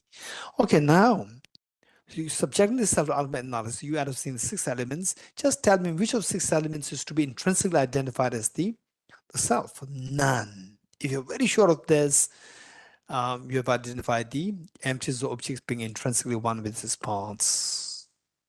Okay, Now, if these 6 elements are not to be identified as intrinsically as the self, just remove them and see if the self exists as different from the 6 elements. Remove the 6 elements, what is left? Nothing's left there as a self. Stay in this experience. But this, the conclusion from the object, where is the self? The 6 elements or different from the 6 elements? None. So the self is no way to be found from from the object. It simply is empty from the object. Stay in this experience for a while. Okay, that's a profound experience. But what's the benefit of this practice? Yes, just as this self dissolves into the experience of the emptiness, when subject to ultimate analysis, it doesn't mean the self does not exist. Self does exist, but it does not exist objectively. It does exist in the eyes of the conventional analysis, but not in the eyes of the ultimate analysis. We are here to see if the self exists objectively, but not as subjectively. And seeing that, we see that the self does not exist subjectively. Okay, so just as the self dissolves in the experience, all our miseries, all our sorrows, mental disturbance, if we subject them to self-analysis, we see that they also dissolve. Wow, that's amazing. All my sorrows dissolve. All my mental disturbance dissolved in the experience of emptiness. Yes. This is what the Buddha identified as transcending sorrow is absolute peace. The moment the sorrow dissolves, mental disturbance dissolves. When the disturbance dissolves, a peace is restored. You experience the ultimate peace. Just try to generate a very strong aspiration. May I be able to experience this emptiness where all my miseries are transcended, all my sorrows are transcended. Stay in this experience for a while. That aspiration is the final understanding of the renunciation. Okay, slowly come out of this practice. Okay, since that we don't have much time, what we do is that we will do the next, for the Bodhicitta, we'll do the 2 immeasurables,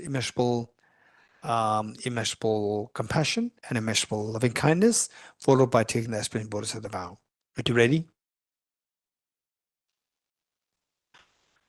Let us reinforce the visualization of all Buddhas and Bodhisattvas in the space in front of us, as so loving, caring, embracing. And also let us reinforce your 2 kind parents, all the family members, children, all the animals, insects, animals, health beings, everyone with you.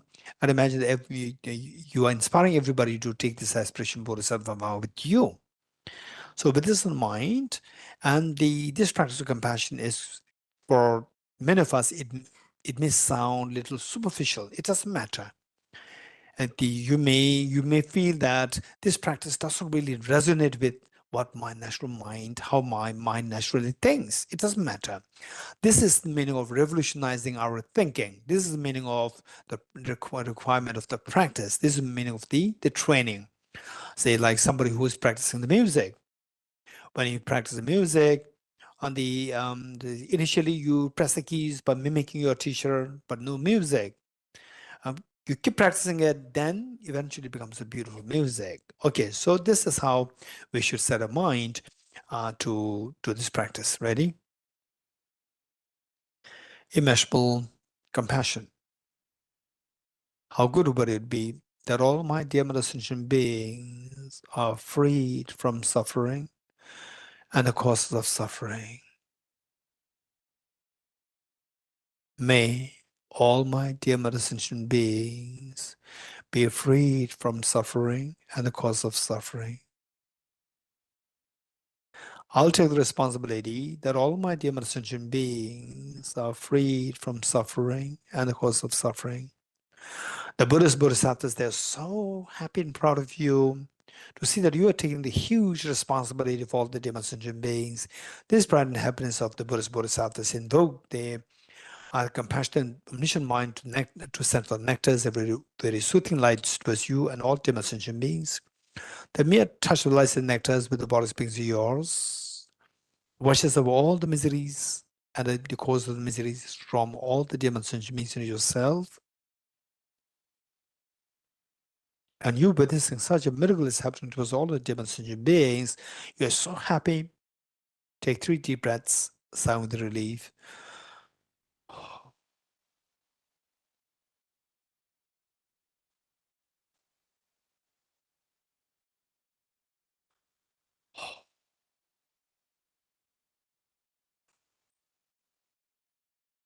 Next, immeasurable loving kindness. How good would it be that all my dear sentient beings are endowed with happiness and the causes of happiness? May all my dear sentient beings be endowed with happiness and the causes of happiness. I will take the responsibility that all my dear sentient beings are endowed with happiness and the causes of happiness. The Buddha's Bodhisattva is witnessing that you make such a courageous commitment, the intense happy and proud of you. This pride and happiness invoke the omniscient minds to ascend for nectar. Nectar is very soothing light towards you and all demonstration beings.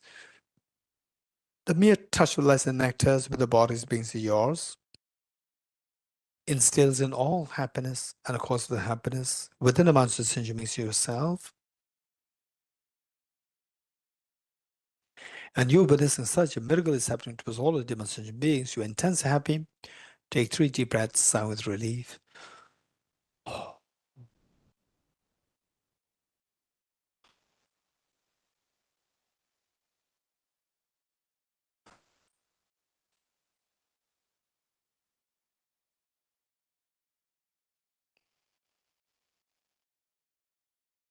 With folded hands, let us make a Bodhicitta commitment together 3 times.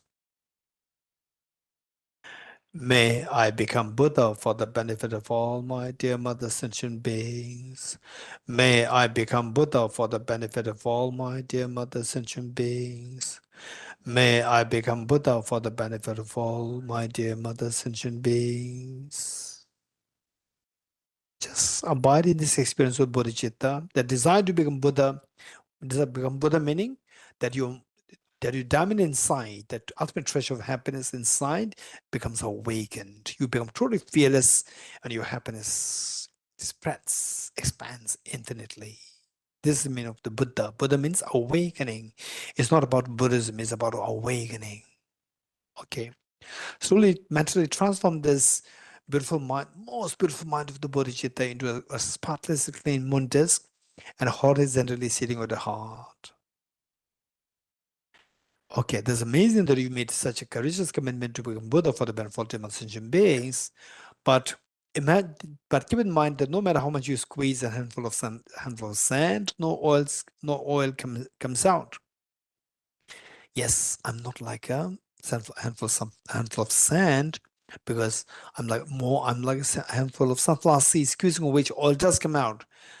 Say with effort, Buddhahood will come out, full awakening come out, because I have the Buddha energy within me, I have the seed of perfection within me.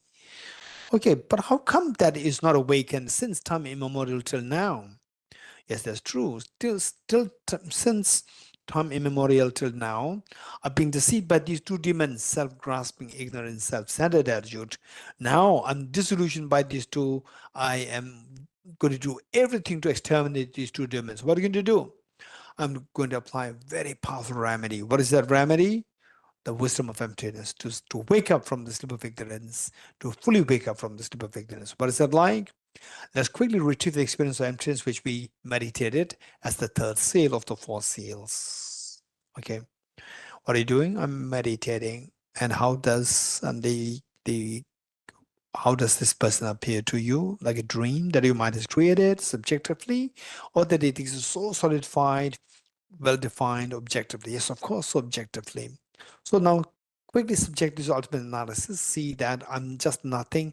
I'm nothing but made of 6 elements: earth, fire, water, fire, air, space, and consciousness.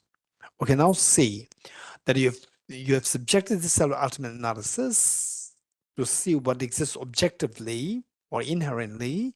You end up seeing the 6 elements. So where is this self to be identified as intrinsically, inherently one with the 6 elements? No, none of the 6 elements will be identified as intrinsically as one with the self. Then different from this experiments? None. Where is this self from the object? None. It just disappears. For some of us, this experience may give you a goosebumps, tickling sensation, a touch of fear in the mind.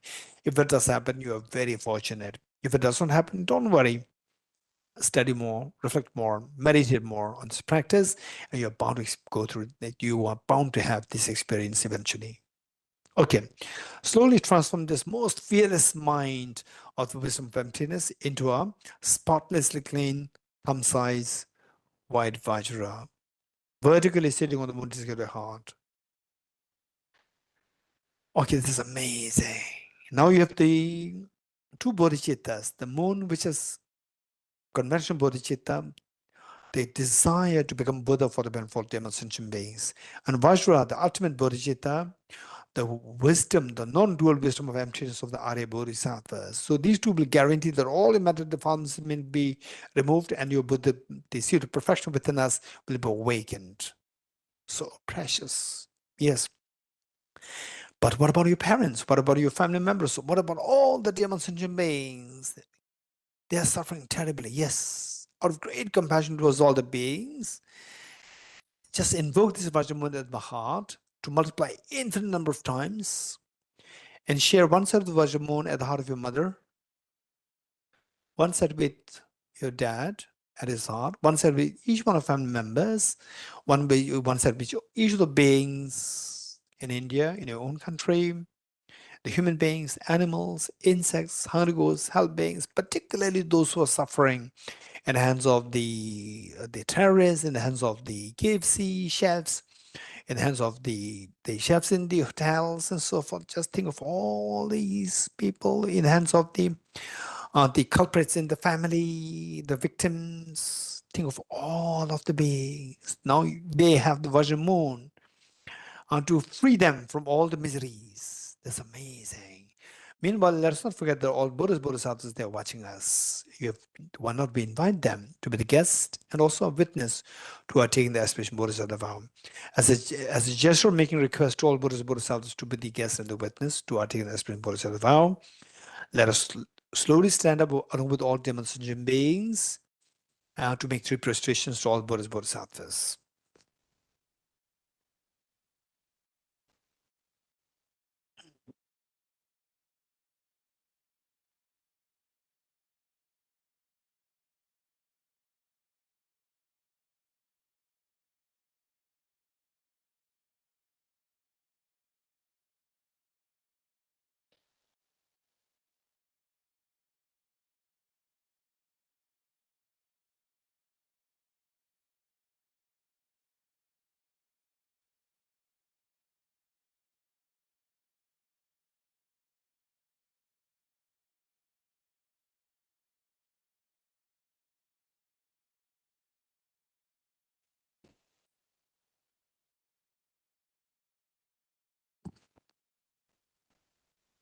Okay, now please see if you can sit on your right knees.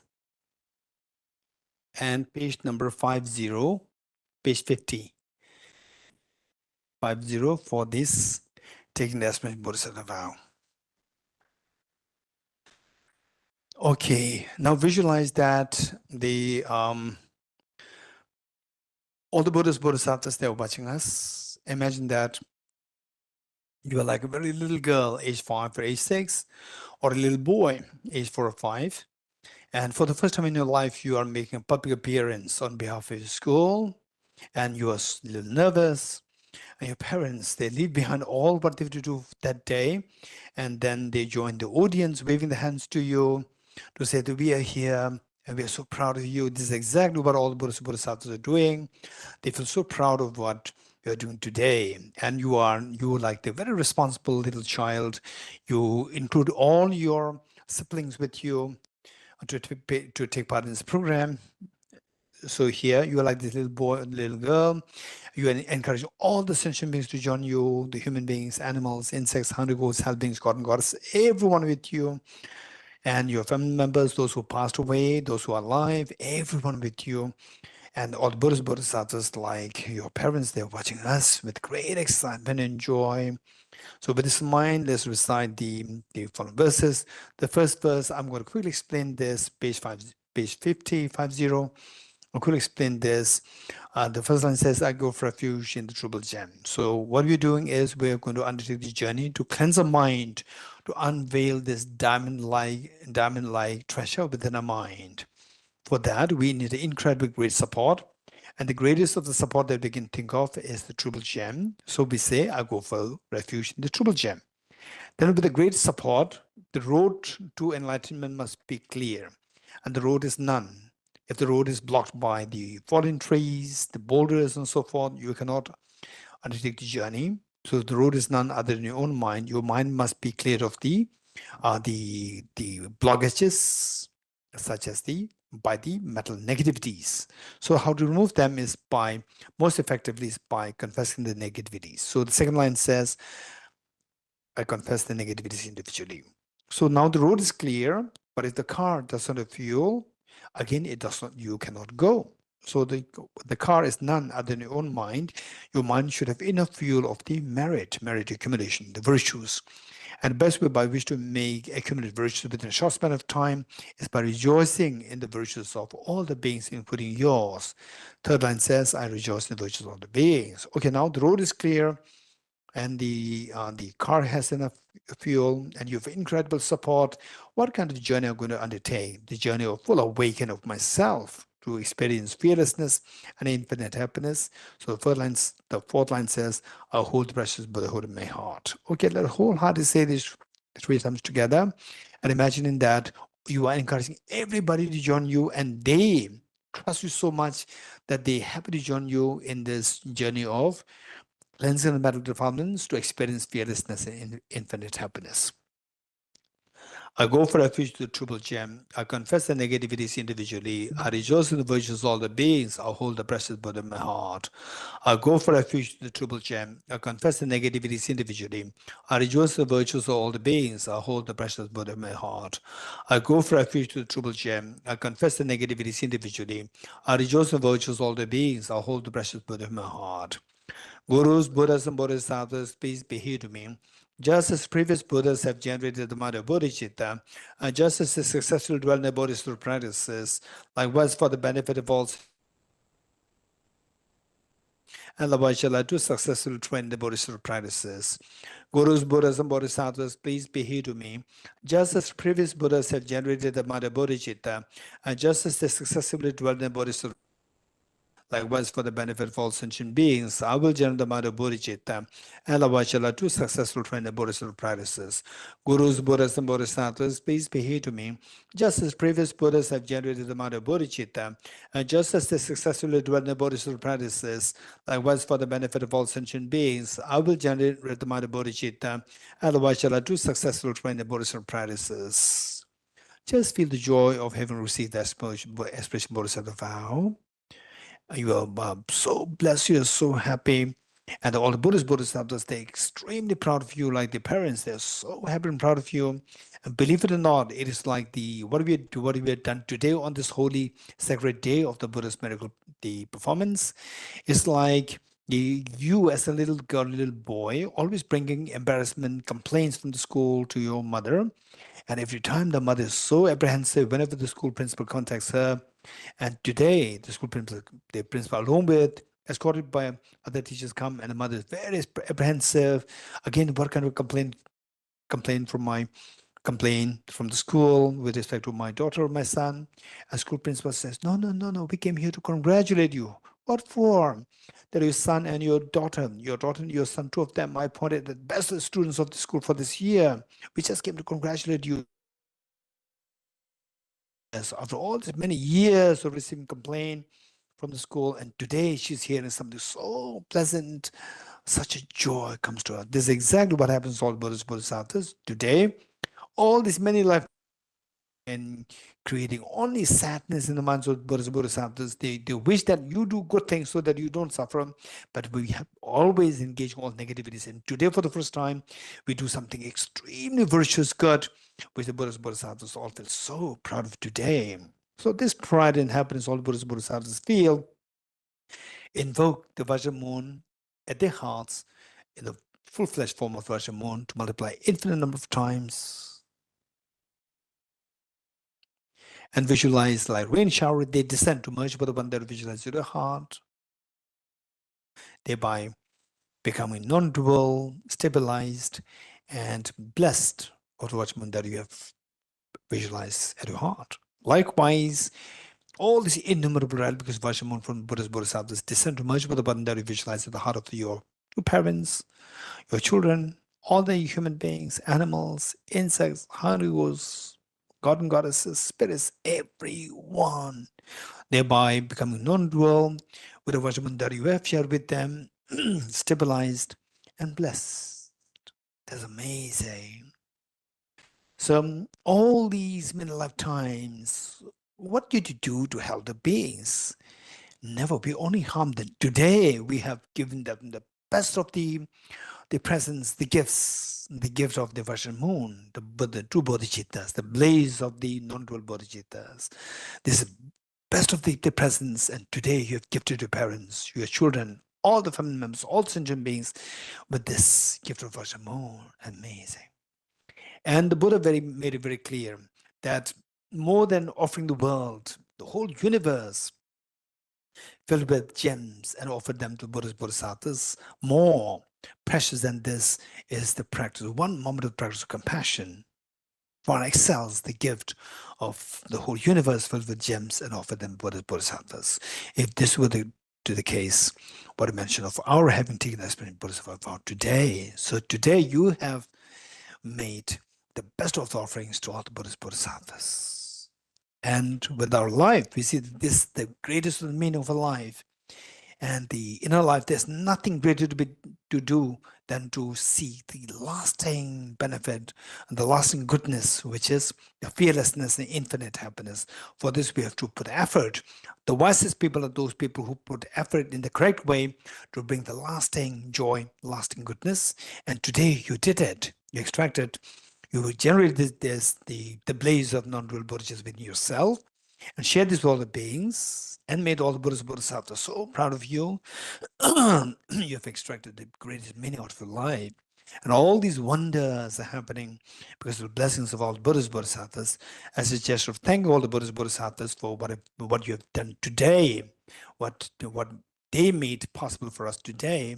As a gesture of that, let us slowly stand and make 3 prostrations along with all dim sentient beings to make prostrations of Buddhas Bodhisattvas 3 times.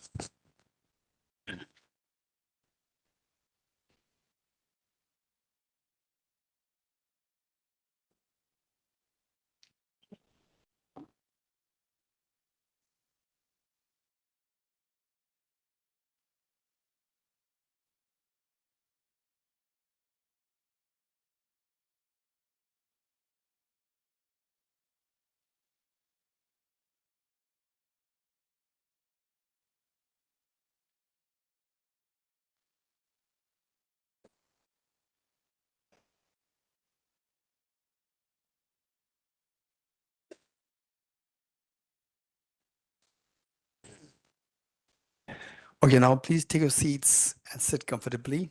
Let us turn to the next page, page 51. So what we see is that we have engaged in this practice on this very sacred day of the Buddhas, having performed numerous miracles to defeat the evil forces. And the next question is, how do we make sure that we continue with this journey of enlightenment even in the next lives? So for that matter, what is in this life, we have some degree of control. We can do that, but next life we are not too sure. So for that matter, to make sure that the next life we still come in contact with this practice and rigorously engage in practice, we include this in the form of very powerful prayers. So for this, we recite from this first page 51.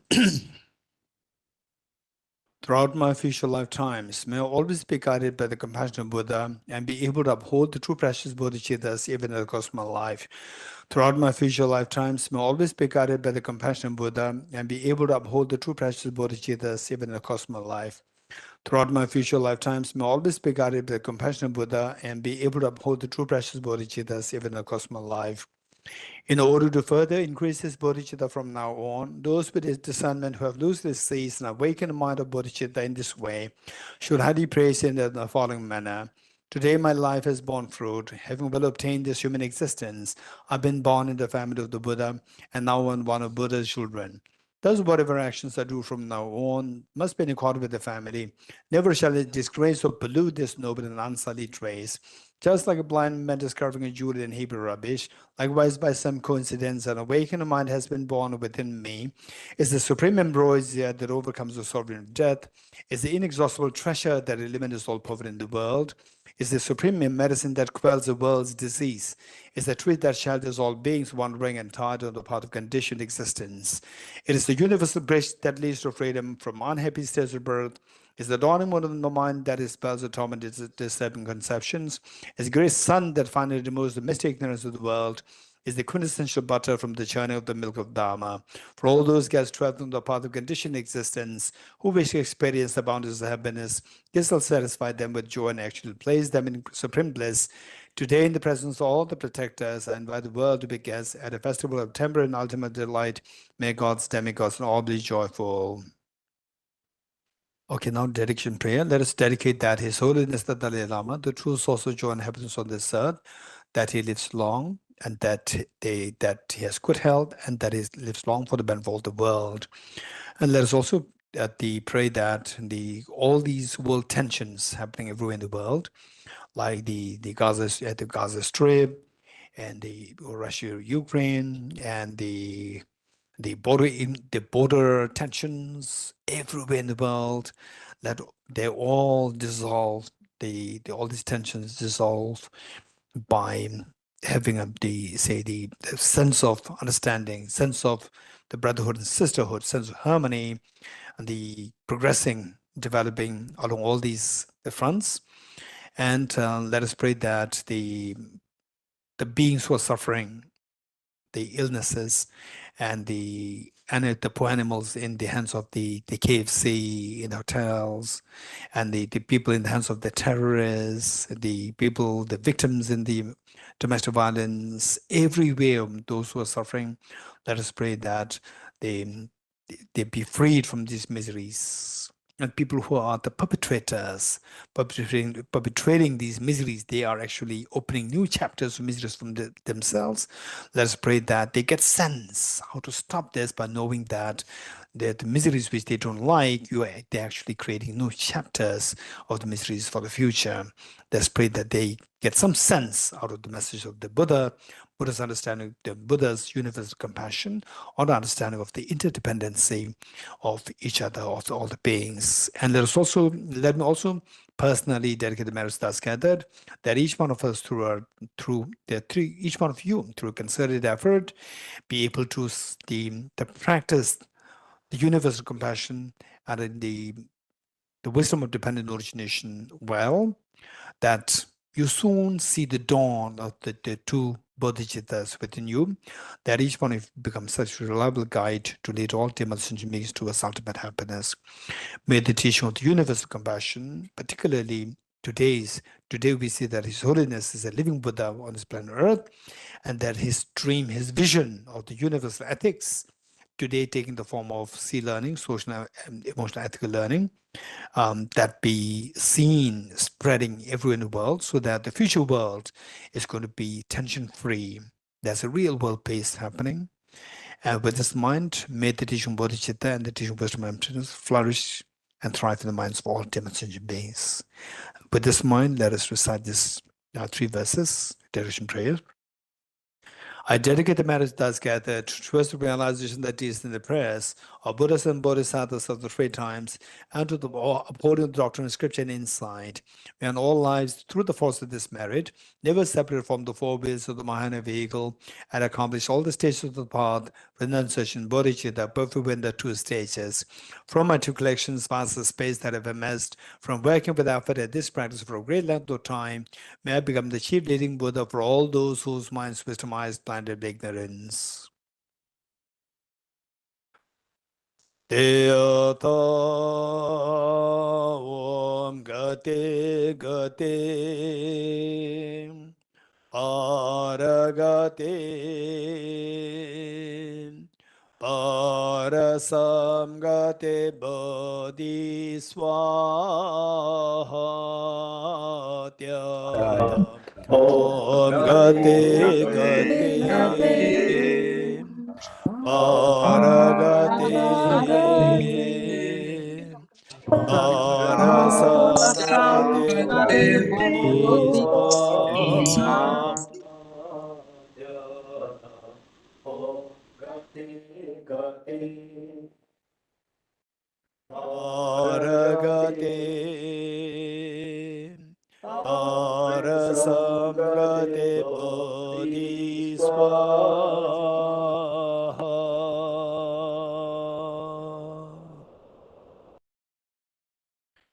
Okay, let us recite the Buddha's mantra 21 times together. Om Mune Mune Ma Mune Swaha. Om Mune Mune Ma Mune Swaha. Om Mune Mune Ma. Om Mune Mune Ma Mune Swaha. Om Mune Mune Ma Mune Swaha. Om Mune Mune Ma Mune Swaha. Om Mune Mune Ma Mune Swaha. Om Mune Mune Ma Mune Swaha. Om Mune Mune Ma Mune Swaha. Om Mune Mune Ma Mune Swaha. Om Mune Mune Ma Mune Om Mune Mune Ma Mune Swaha. Om Mune Mune Ma Mune Swaha. Om Mune Mune Ma Mune Swaha. Om Mune Mune Ma Mune Swaha. Om Mune Mune Ma Mune Swaha. Om Mune Mune Ma Mune Swaha. Om Mune Mune Ma Mune Swaha. Om Mune Mune Ma Mune Swaha. Om Mune Mune Ma Mune Swaha. Om Mune Mune Ma Mune Swaha. Okay, for the Buddha mantra, there are several versions. Some recite is Om Mune Mune, Om Mune Mune Mahashakya Mune Swaha. Some people recite like this, some people recite Om Mune Mune Ma Mune Swaha. Both are correct, as long as you all the aspiration to be connected with the Buddha's message compassion and the wisdom, as long as it is there, you can recite any the mantra in any form, but of course it should be coming from, it should come from a very authoritative source. So as long as it is coming from some enlightened beings, the blessings, that's fine. So it's not that one is correct and others wrong, all are correct. Okay, good. More the announcements from the Wisdom Lab program coordinators. Soon.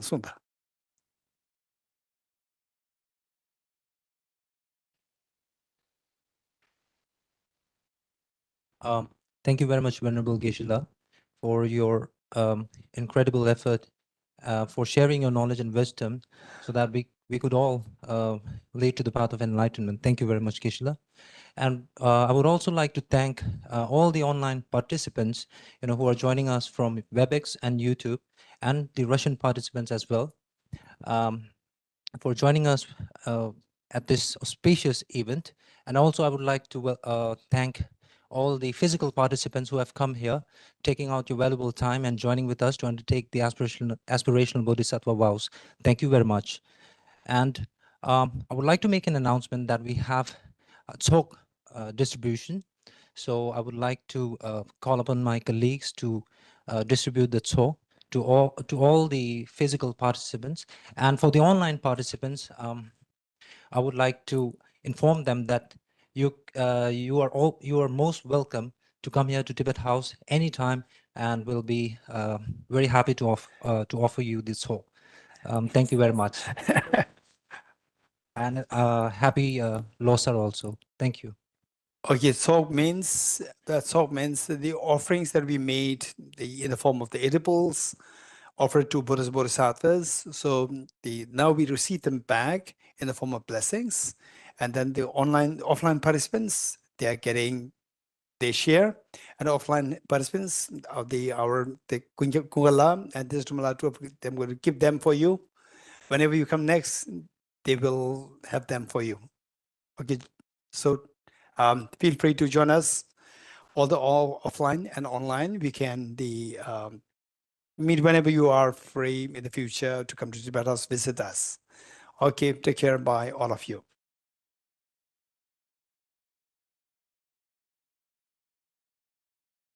Thank you, Geshe. Thank you, all Tibet House team. Tinsitomla, Kungala, Kungebla, Situndubla, and you all Dharma friends. Thank you. Спасибо всем. С праздником большим. Thank Спасибо, you. спасибо. Thank you. Thank you, Geshe. Thank you. Thank you, merci. Thank you. Thank you, brothers and sisters. Thank you, Good night. Thank you, Thank you, everyone. Geshe. So while closing today's session, we'll make 3 prostrations. Thank you, Geshe. And, for the physical participants as well, we have prepared a tea and the desi, as we usually tea refreshment. So please feel free to join with us at the adjacent hall. And first, we'll make 3 prostrations. Thank you.